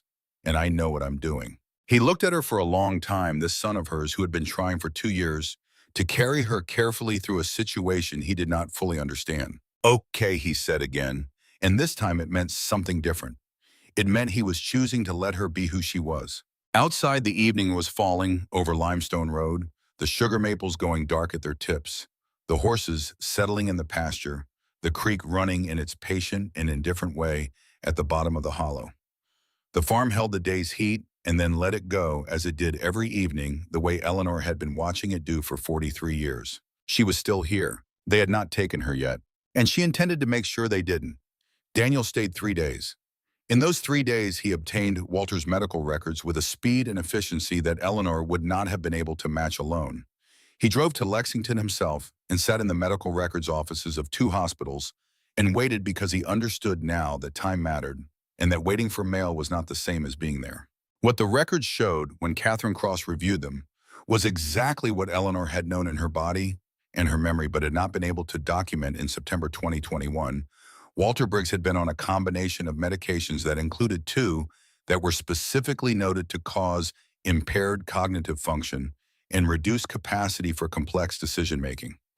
His neurologist had documented in a clinical note dated September 8th of that year, 6 days before the date on Keller's deed transfer document, that Walter showed signs of moderate executive function impairment and reduced capacity for complex financial or legal decision-making. 6 days before the signature, the neurologist had written in the record in clinical language that Walter Briggs was not in a condition to make complex legal decisions. Catherine Cross read the note twice. Then she looked at Eleanor. "This is the case," she said, "right here. This is what we've been building toward." It was the foundation. Everything else, the parallel cases, Margaret Pearson's testimony, the retired notary who had certified 3 separate suspicious documents for 3 separate Keller clients, the pattern that Maxine had documented across 19 transactions, all of it rested on this one clinical note, written by a physician doing his job, documenting what he saw in a patient, having no idea that 6 days later, someone would put a deed transfer in front of that patient and ask him to sign it.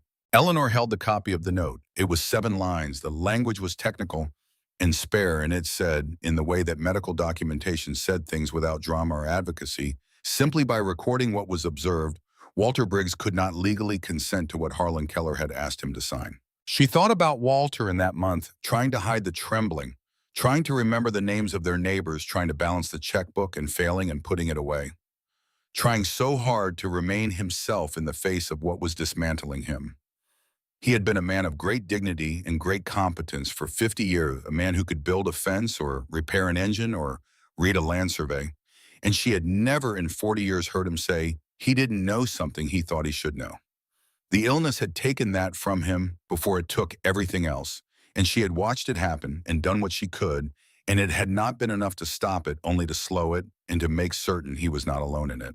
She thought about Harlan Keller sitting across from Walter in that state with a document to sign. She thought about what that meant about who Harlan Keller was. She folded the copy carefully and put it in the file folder Catherine had given her and said nothing for a moment. Then she said, "What do we do with this? What do we..." "We file it with the injunction motion," Catherine said, "and then we take everything we have to the Attorney General's office, not the local DA, the state AG. What Keller has done crosses county lines, involves multiple victims, and constitutes systematic fraud using forged instruments. That's not a local case. That's a state case, potentially federal." Daniel was at the table. He had been quiet since Catherine read the note aloud, and his quietness had a different quality than his earlier quietness. It was not the quiet of someone managing their reaction. It was the quiet of someone who understood fully and for the first time what had been done to his father. "He took advantage of him," Daniel said. "When Dad was..." He stopped. "Yes," Eleanor said. "Dad wouldn't have..."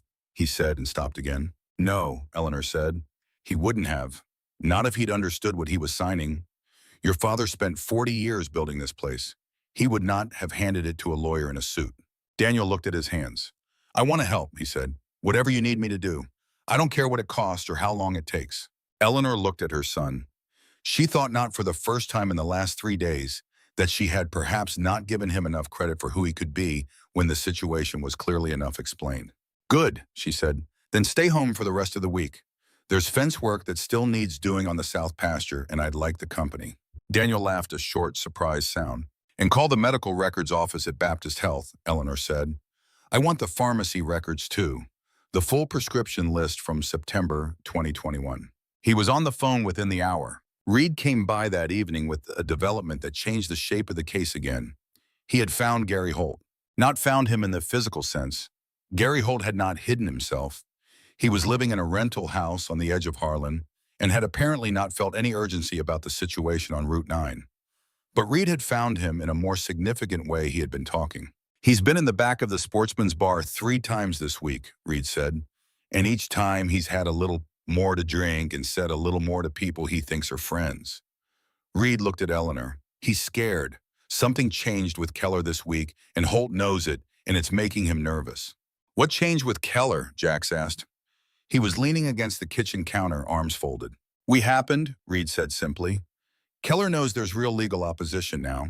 He knows the injunction motion includes medical records. He knows someone has been talking to other families.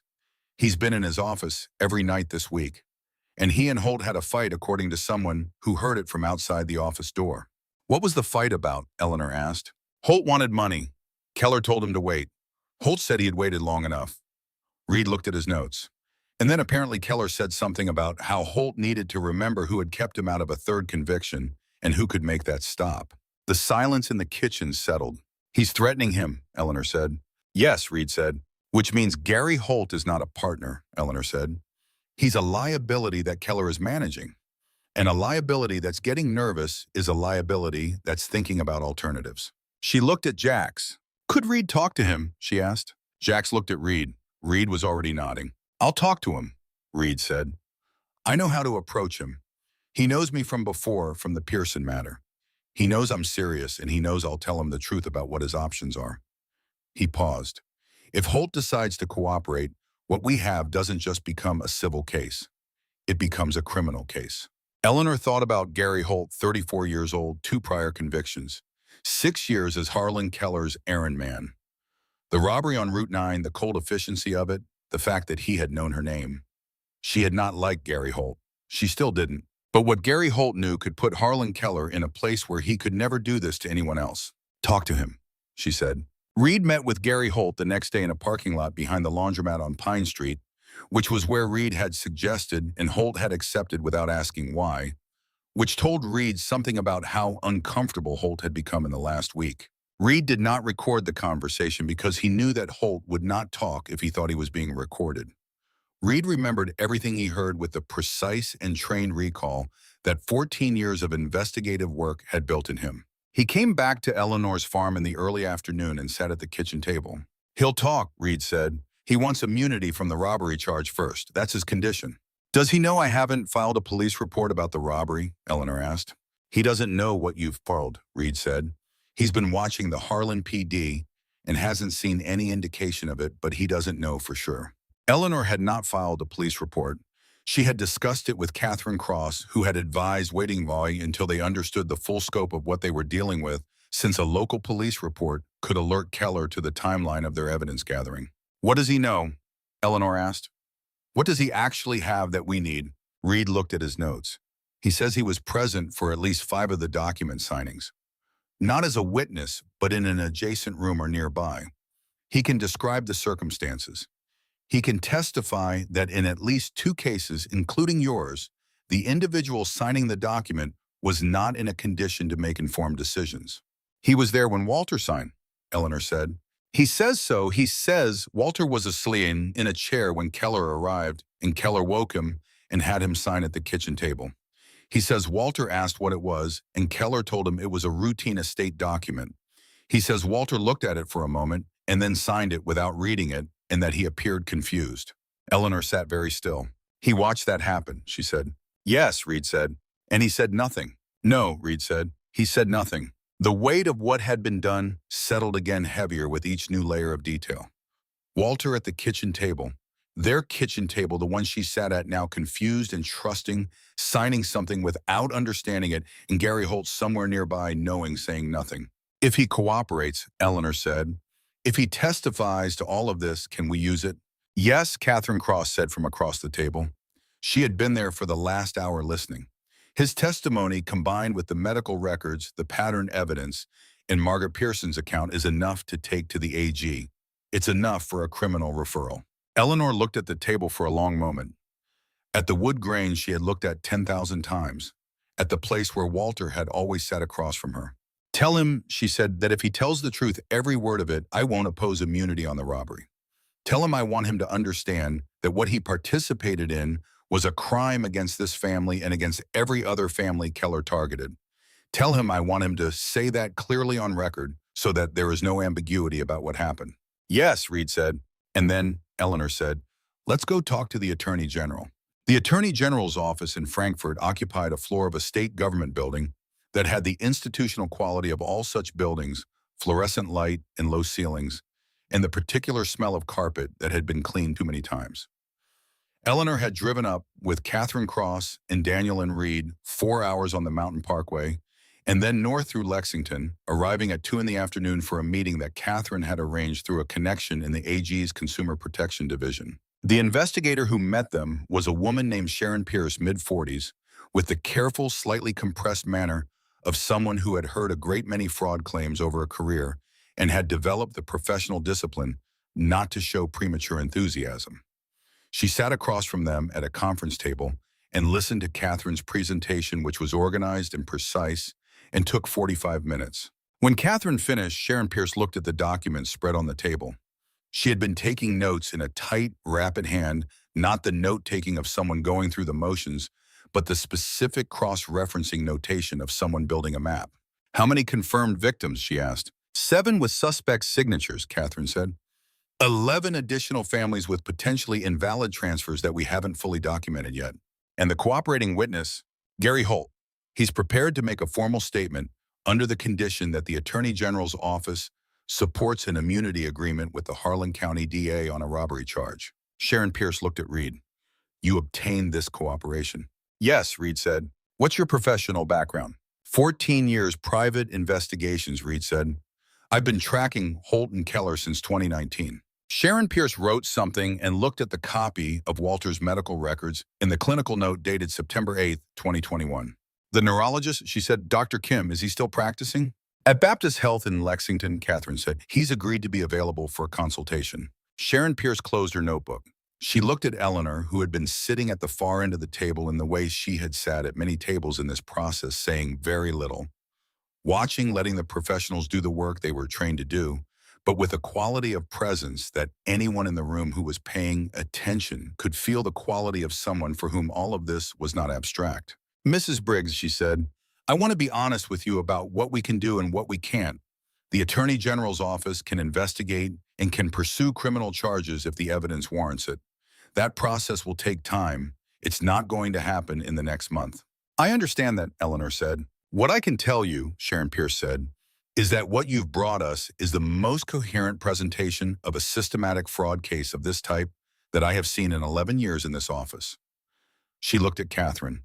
"The combination of the medical records, the parallel cases, the cooperating witness, and the document analysis is substantial. I want to move on this."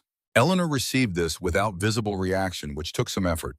"However," Sharon Pierce continued, "I need you to understand that from the moment we open a formal investigation, Keller will know. His attorney will be notified. He will adapt. Whatever assets or documents he can move, he will move." "How do we prevent that?" Daniel asked. "We move fast," Sharon Pierce said, "and you don't give him warning." She looked at Eleanor. "Is there anything you know of that he might try to liquidate or destroy?" Eleanor thought. "The documents," she said, "the originals of the deed transfers. He would have originals in his office. If he knows we're coming at him with document authentication, the originals disappear and we're left fighting against certified copies." Sharon Pierce nodded. "I'm going to need to coordinate with the Harlan County Circuit Court on a preservation order," she said. "And I'll need to talk to the local DA before we go any further." She looked at Eleanor again. "Does the DA know about any of this?" "Not from us," Catherine said. "We've been careful." Sharon Pierce made a note. "All right," she said. "Give me 72 hours. Don't contact Keller.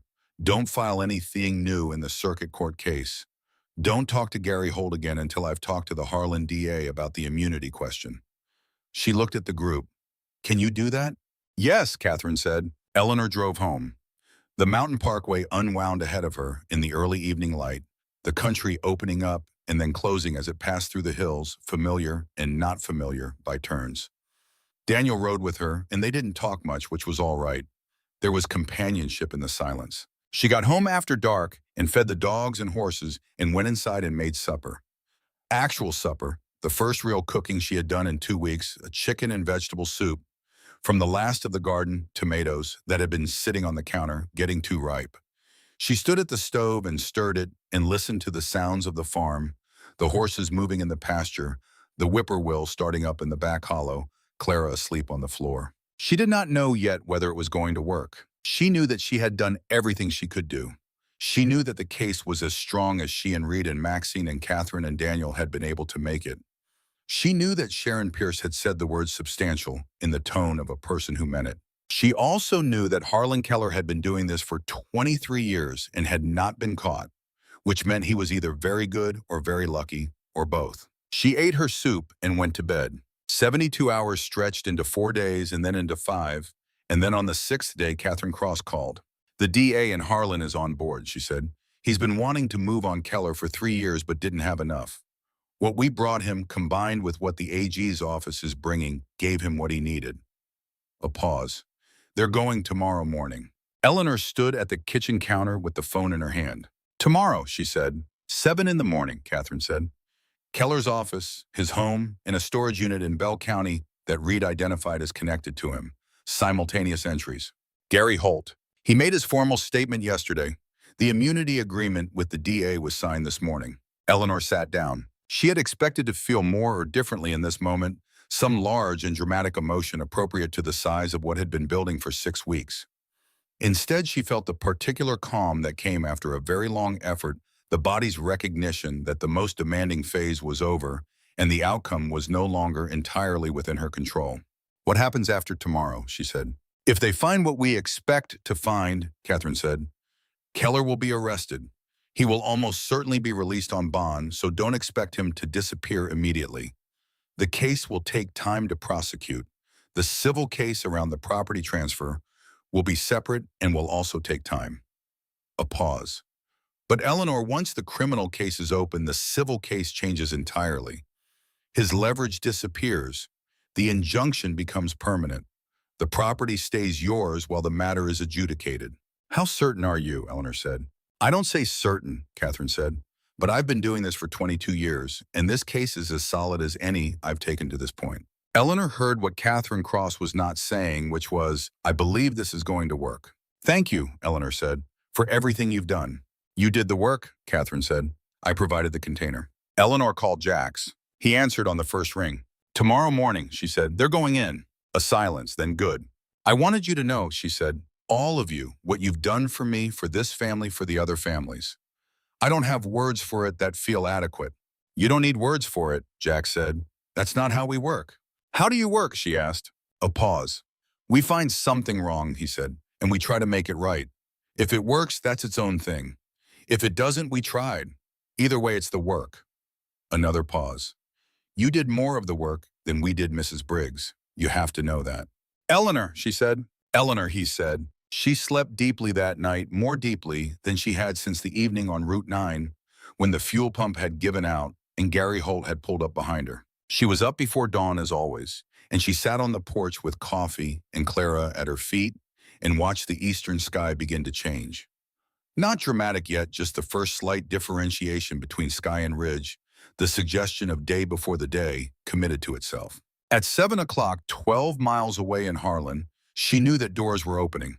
Documents were being lifted from files and placed in evidence bags. Computers were being seized. The accumulated careful architecture of 23 years of theft was being dismantled piece by piece under the legal authority of warrants that had been built on the foundation of one clinical note and 4 families' losses, and Gary Holt's fear, and Reed Donovan's 14 years of keeping careful files, and Eleanor's refusal to accept what was being done. She sat on the porch and watched the sky and drank her coffee. The call came at 9:45. It was Catherine Cross, and her voice had the quality of someone delivering news they had been waiting to deliver. "Harlan Keller was arrested at his home at 7:50 this morning," she said. "They found what we expected in the office. Documents. Originals. At least 32 transactions in the last 23 years. Not 18, not 11. 32. A breath. "Sharon Pierce says it's the largest systematic property fraud case the AG's office has opened in 14 years. Eleanor set down her coffee mug on the porch railing. 32. 32 families. 32 sets of elderly widows and widowers and isolated landowners who had lost something that had taken a lifetime to build, or who were about to lose it, or who were living on land they didn't know they no longer legally owned. The injunction," she said, The judge issued a stay this morning on all documents pending the criminal case. Your property is protected. Your accounts are protected. Catherine paused. You're not going to lose the farm, Eleanor. Eleanor looked out at the farm, at the sugar maples and the white fence, and the pasture where the horses were moving in the early morning light, the creek visible at the bottom of the hollow, the way the eastern light came up over the ridge and fell across the valley. No, she said, I'm not. There was a lot of work left to do. The criminal case would take years. The civil case would take time. The other families needed to be found and notified and connected with legal help. Margaret Pearson in Bell County, who had been carrying this for 6 years, needed to know that something had finally moved. The Holdens, the Westons, the Dalton family still fighting in Letcher County. Willa Vaughn, 68 years old, living on land she might not know she'd had taken from her. Eleanor made a list. It was a long list. She called Daniel, who cried a little, and then apologized for crying, and then said he was coming back next weekend to help with the south pasture fence. She called Aggie Monroe, who said only good, and then asked if Eleanor wanted her to bring a casserole. She called Jax. He was arrested, she said. I know, Jax said. Reed's already been on the phone with the AG's office. There are 32 families, Eleanor said. Not the number we thought. A silence. Then that's a lot of people who needed someone to start pulling on this. Yes, she said. Are you all right? She thought about their question. Her truck was still in Baxter waiting for a fuel pump because in the weeks since the breakdown, she had not had time to think about the truck. The south pasture fence still needed work.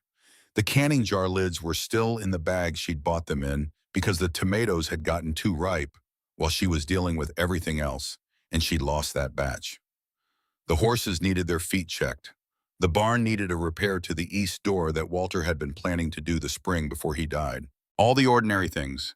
The continuous, manageable weight of keeping a farm and a life in order. Yes, she said, I think I am. Good, he said. 3 weeks after Harlan Keller's arrest on a Saturday morning in late September, when the sugar maples had gone fully gold and the valley had the particular burnished quality of Kentucky, in the fall, Eleanor heard the sound. She was on the porch drinking her coffee when it reached her, the same low vibration she had first heard from the shoulder of Route 9, the bass note that arrived ahead of itself. She stood and looked down the lane through the maples. They came through the trees in a long, staggered line, the chrome catching the morning light, the gold leaves of the maples floating down around them as they passed.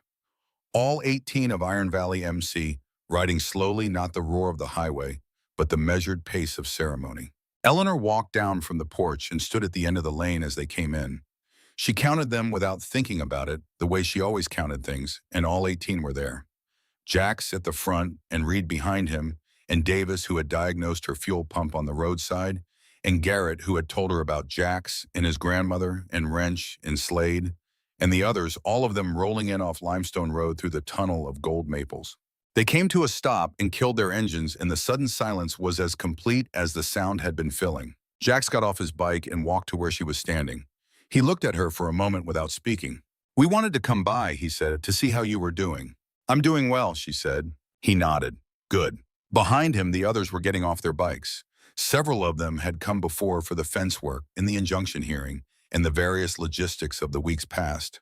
But some she had only seen briefly, and some she was meeting now for the first time, men who had spent their own time and energy on something that had nothing to do with them except that they had decided it did. I want to make you breakfast, Eleanor said, if you've got time. Jax looked at the group, and she could see the slight shift in his expression that meant he had not expected that. All 18 of you, she said. I have eggs from my own chickens, and I made 2 loaves of bread yesterday, and Aggie Monroe is bringing a ham because she called me last night and said she was bringing a ham, and there's no arguing with Aggie Monroe. There was a sound from the group, something between a laugh and a murmur. Yes, ma'am, Jack said. Eleanor made breakfast on the porch and in the kitchen, which had not held this many people since the reception after Walter's funeral, and she moved through it with the ease of someone who had cooked for crowds for 50 years. Aggie arrived with the ham and stayed to help, and Daniel drove out from Harlan, where he was staying for the week to help with the south pasture fence, and ended up eating breakfast with 18 bikers instead, which he did without complaint and with what looked by the end like genuine enjoyment. They ate and talked, and Eleanor moved among them and learned their names and the fragments of their lives that people offer when they eat a meal together in a place that matters. Davis the mechanic had grown up in Harlan County. Reed's wife had died 4 years ago, which Eleanor had not known.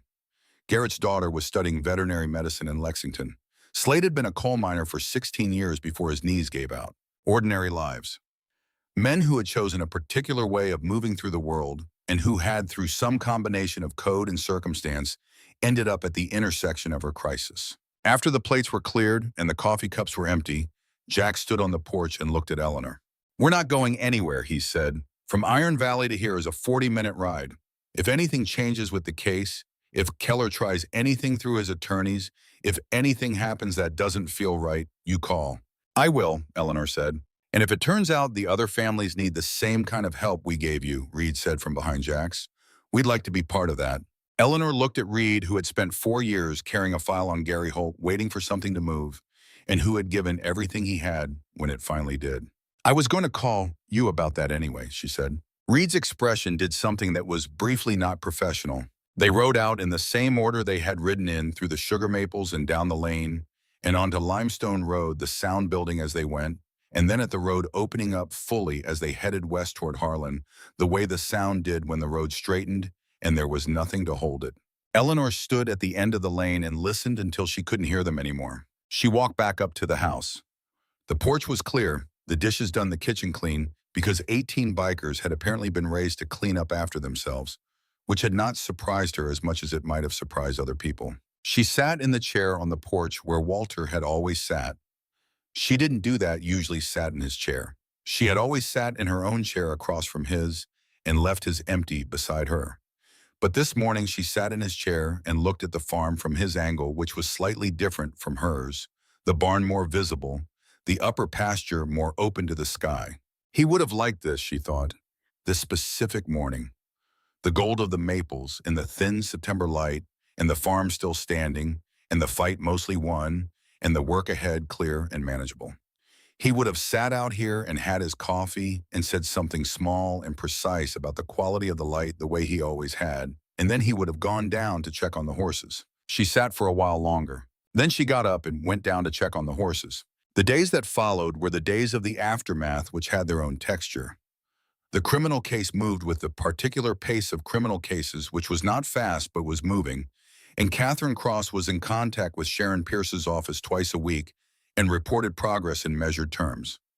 The civil case around the property transfer was stayed pending the criminal proceedings, and the stay meant that the eastern 40 acres and the timber stand and the creek frontage were effectively hers for the foreseeable future.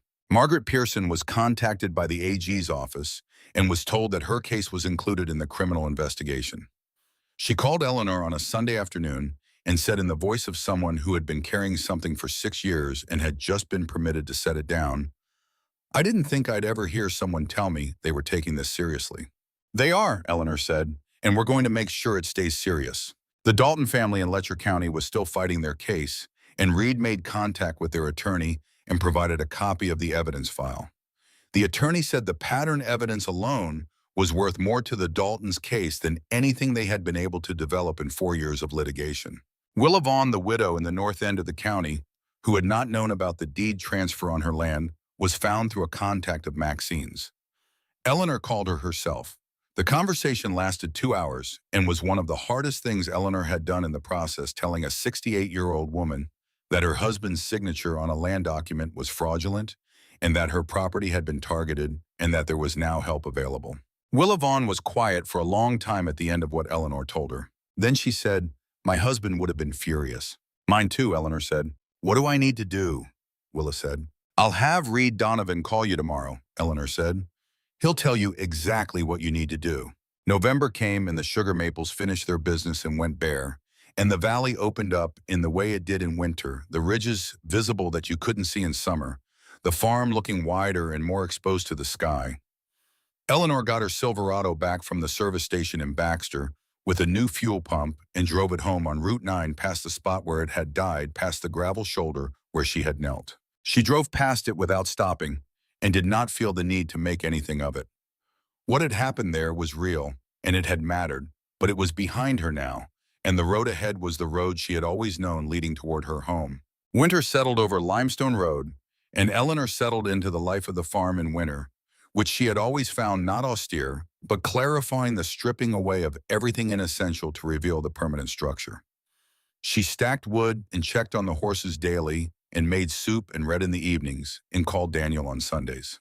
Jax came by once in November alone on a Saturday afternoon, and they sat on the porch in the cold and drank coffee and talked not about the case or the farm or any of the events of the fall, but about other things, about his grandmother, who had lived in Bell County and who he still visited when he could, about the mountains in early spring, when the redbuds came out along the creek hollows, about what it meant to stay somewhere when other people left.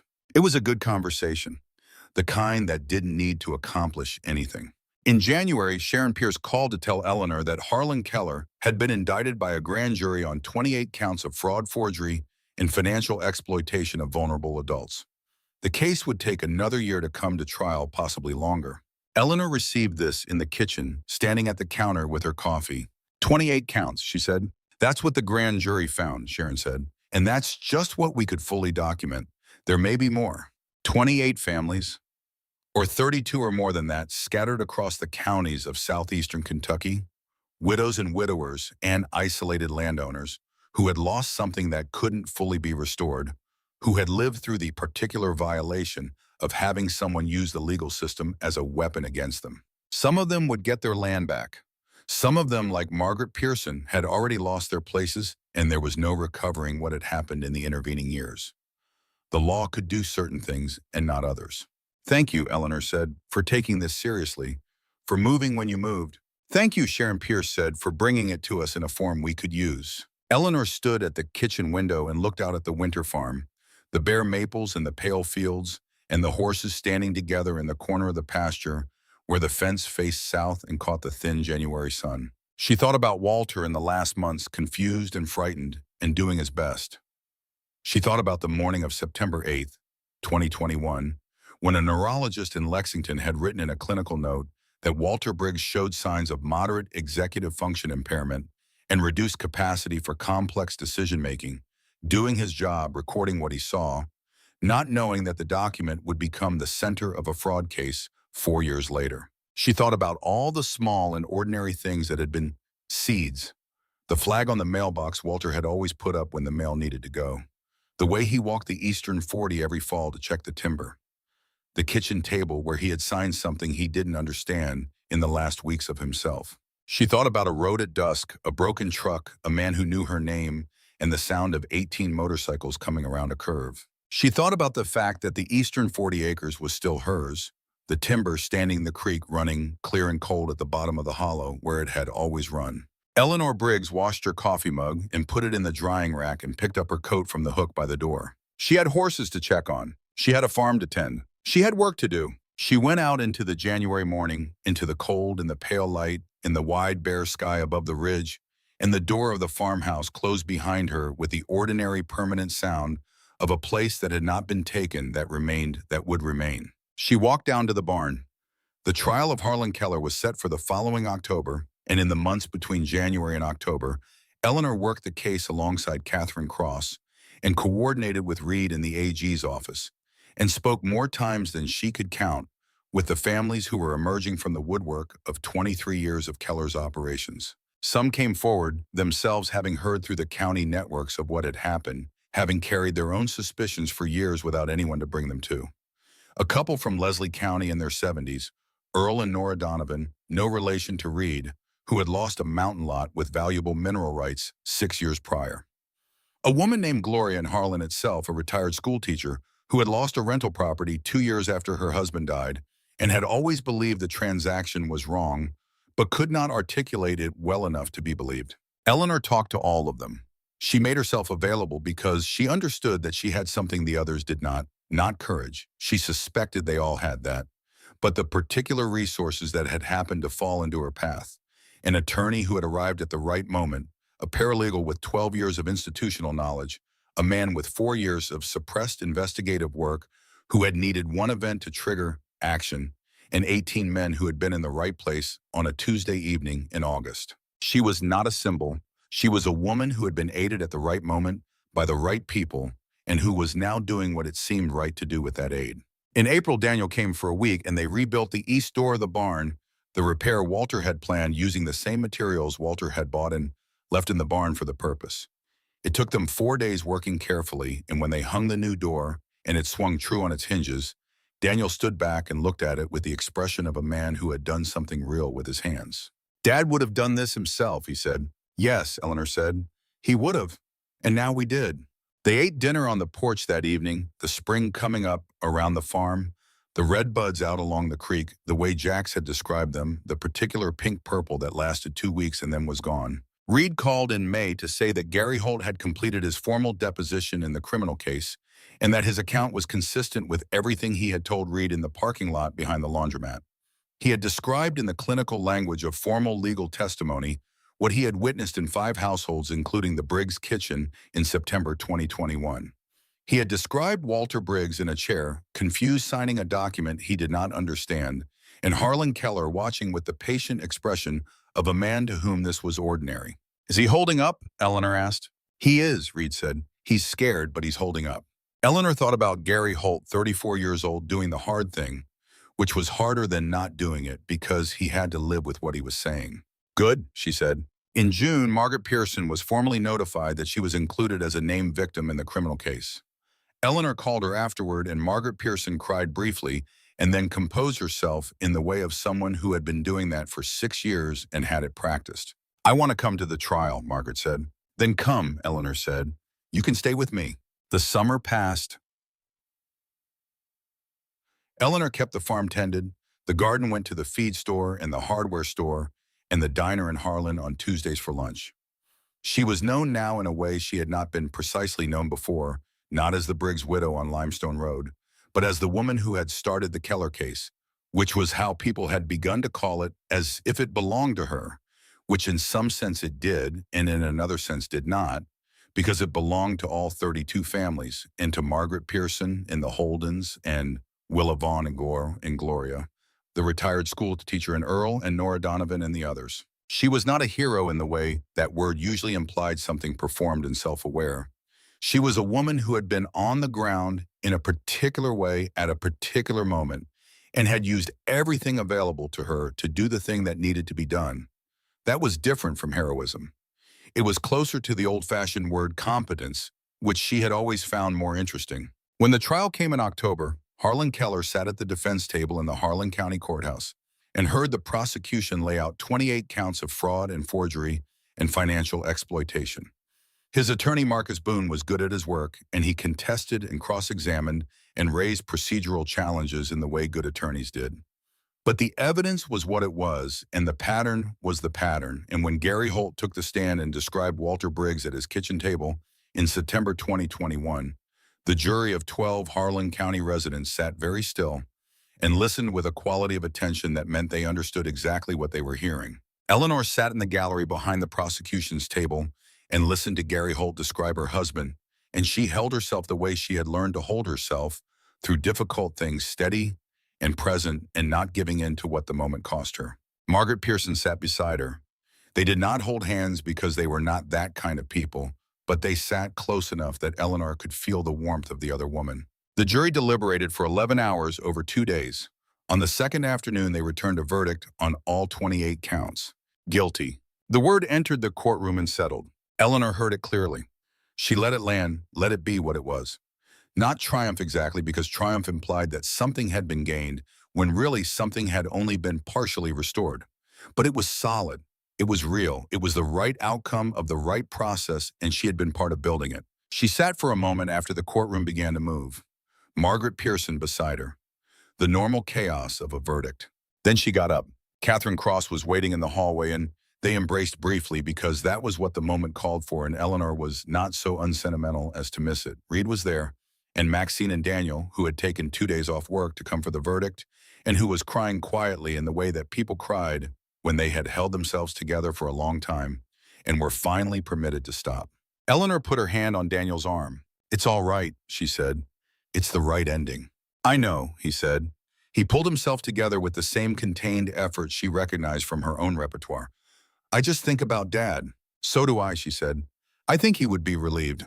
That's what I think he would feel. Outside the courthouse, the October air was cold and clear, the sky the deep blue that only happened in fall at altitude, and the ridge across the river had gone to the full spectrum of autumn orange and red and gold all at once in the particular extravagance of a Kentucky October. And then she heard it. It started as a vibration, the way it always started, and then the sound arrived around the corner from the parking structure filling Main Street with its distinctive bass register. They came around the corner in a line 18 motorcycles, their chrome catching the October sun, their vests visible, their engines at the measured pace they had used in the lane on that Saturday morning in September. Harlan's Main Street was not the quietest street on a Wednesday afternoon, but people stopped. People turned to look. The motorcycles came to a stop along the block facing the courthouse, and the engines died one by one in the descending order of the line. Jax got off his bike. He looked at Eleanor across the space between the courthouse steps and the street, and he did not say anything. He did not need to say anything. He raised his right hand, a simple acknowledgement, the gesture of one person recognizing another across a distance. Eleanor raised hers. Behind him, the other 17 men were off their bikes, standing facing the courthouse. Margaret Pearson had come out behind Eleanor and stood on the steps. She looked at the line of men. "Those are the bikers," she said. "That's Iron Valley MC," Eleanor said. Margaret looked at them for a long moment.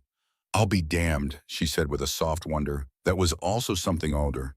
Something like the recognition of an unexpected grace. "Yes," Eleanor said, "that's about right."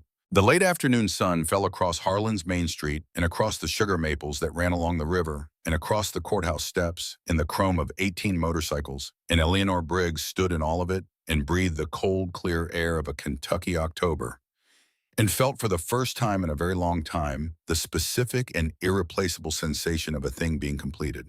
Not over. Nothing was over, not completely. The civil case was still moving, and Margaret Pearson still lived in one room at her daughter's house, and some of what Keller had taken could not be returned because time and circumstance did not run backward. There was still work to do, the long and steady work of legal processes and community recovery, and making sure that what had happened here became something that protected others. But the essential thing was decided. She was going home to her farm, to the horses and the dogs in the bare maples and the creek at the bottom of the hollow.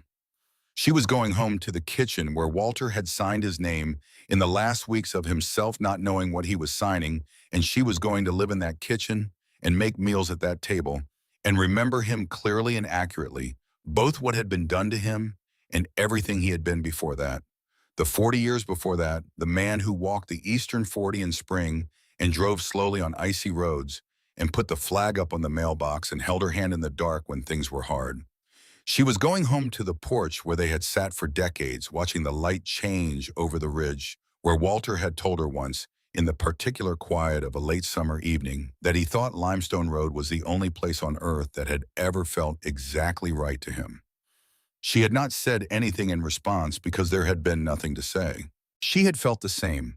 That feeling had not changed in the 3 years since he died, had not diminished, had in fact sharpened in the way that things sharpened. When you understood you might lose them, when someone made it their project to take from you the things you had spent a life building. She was going home to all of it, and it would still be there when she arrived, and it would still be there tomorrow. And she intended to make sure of that for as many tomorrows as she had left. She was going home. She walked down the courthouse steps across the sidewalk to where Jax was standing. "Thank you," she said. "Drive safe," he said. She got in her truck, her own truck with the new fuel pump, and the old dent in the passenger door from a deer on a rainy November morning in 2017, and she drove out of Harlan and onto Route 9 heading east. The road was what it always was, the cracked asphalt and the ridge-framed sky and the creek running alongside. She drove past the spot where the Silverado had died on that August evening, past the gravel shoulder, past the hayfield and the barbed wire fence without stopping and without ceremony. She turned onto Limestone Road and came through the tunnel of gold maples, the last of the October color at its fullest and most extravagant, and the white farmhouse appeared at the end of the lane, exactly where it had always been. Clara and Pete came off the porch barking and then recognizing her and quieting. The horses came to the fence line, curious in their horse way about the truck. Eleanor Briggs got out of her truck and stood in her lane and looked at her farm. It was hers. It was still hers. She walked up to the porch and sat in the chair where she always sat, not Walter's chair, but her own, and she looked at the farm in the last October light, the way the gold came off the maples in the small wind that had come up the leaves drifting down through the afternoon. She would call Aggie. She would call Daniel. She would call Margaret Pearson and Reed and Catherine Cross. Tomorrow there would be work, the ordinary and sustaining work of a farm in October.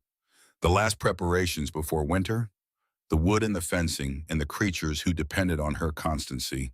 But for now, she sat in her chair on her porch on her land in the county where she had been born, and where she intended in the fullness of time and by the evidence of this particular year to remain, and she watched the maples give up their gold to the October wind, and she breathed the cold, clear air, and she was home.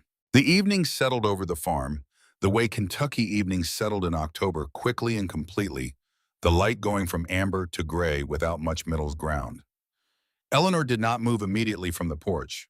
She sat until the cold required her to move, which was how she had always known when it was time to go inside. She had been sitting on this porch for 43 years, and she had learned to read its moods in every season, the way the warmth left the boards in summer after sunset, the way the frost formed on the railing in November before any other surface in the yard, the way the wind came around the corner of the house from the northwest in January and made the whole structure settle and creak with a sound like someone sighing. She knew this place in her body, not just her mind. She carried it with her the way you carried the particular sounds of a voice you had loved, long enough that you heard it even in its absence. That was what a farm did when you stayed long enough. It became part of the architecture of yourself. She fed the dogs first, then the horses, moving through the routines of the evening with the same attention she always brought to them. Clara got her usual bowl in the kitchen, and Pete got his on the porch, which was where he preferred it, and the horses got their evening hay and stood in the barn door in the last of the light, their breath visible in the cooling air. She called Aggie Monroe from the kitchen while she heated soup. Aggie said when Eleanor told her the verdict, "I should hope so. 23 years that man needed to be stopped 20 years ago." "Yes," Eleanor said, "he did." "Are you all right?" Aggie asked the way Aggie always asked things directly and without softening. "I am," Eleanor said. "I'm tired, but the good kind." "Good tired is the best tired," Aggie said. "Come for dinner Sunday. I'm making the pot roast." She called Daniel, who had already driven halfway back to Lexington and who cried a little again on the phone and then apologized again, and she told him again there was nothing to apologize for. "You're coming for Thanksgiving," she said. "Bring the kids." "Yes," he said. "We're all coming." She ate her soup at the kitchen table and thought about the work ahead. The civil case still moving. The other families still navigating their situations. The Dalton family in Letcher County now had strengthened footing in their own case, and Reed was talking to their attorney twice a week. Willa Vaughn had retained Catherine Cross through a referral Eleanor had arranged, and Catherine was untangling the fraudulent deed transfer on Willa's land with the same systematic efficiency she had brought to Eleanor's. It would take time. Some of it would succeed fully, some of it would succeed partially. Some losses could not be made whole. The law was like that. What it could do was finite. What it could do was also real. Harlan Keller was going to prison. The documents were seized, the records were exposed, the pattern was public. The 28 families named in the indictment had legal standing they had not had 6 months ago. The 15 others who had come forward since were now in contact with the AG's office and with Catherine Cross and with each other. Reed had created a group communication channel for the families which he monitored and moderated with the quiet, organized attention he brought to everything. Eleanor checked in on it regularly. The conversation in the channel was not always easy because these were people who had been hurt, but it was real and it was moving towards something, and that was what mattered. She finished her soup and washed the bowl. She thought about writing something in the letter she had started to compose in her head to the families she had not yet spoken to directly. Not a formal legal communication, but something simpler, something that said, "I was where you are. This happened to my family too.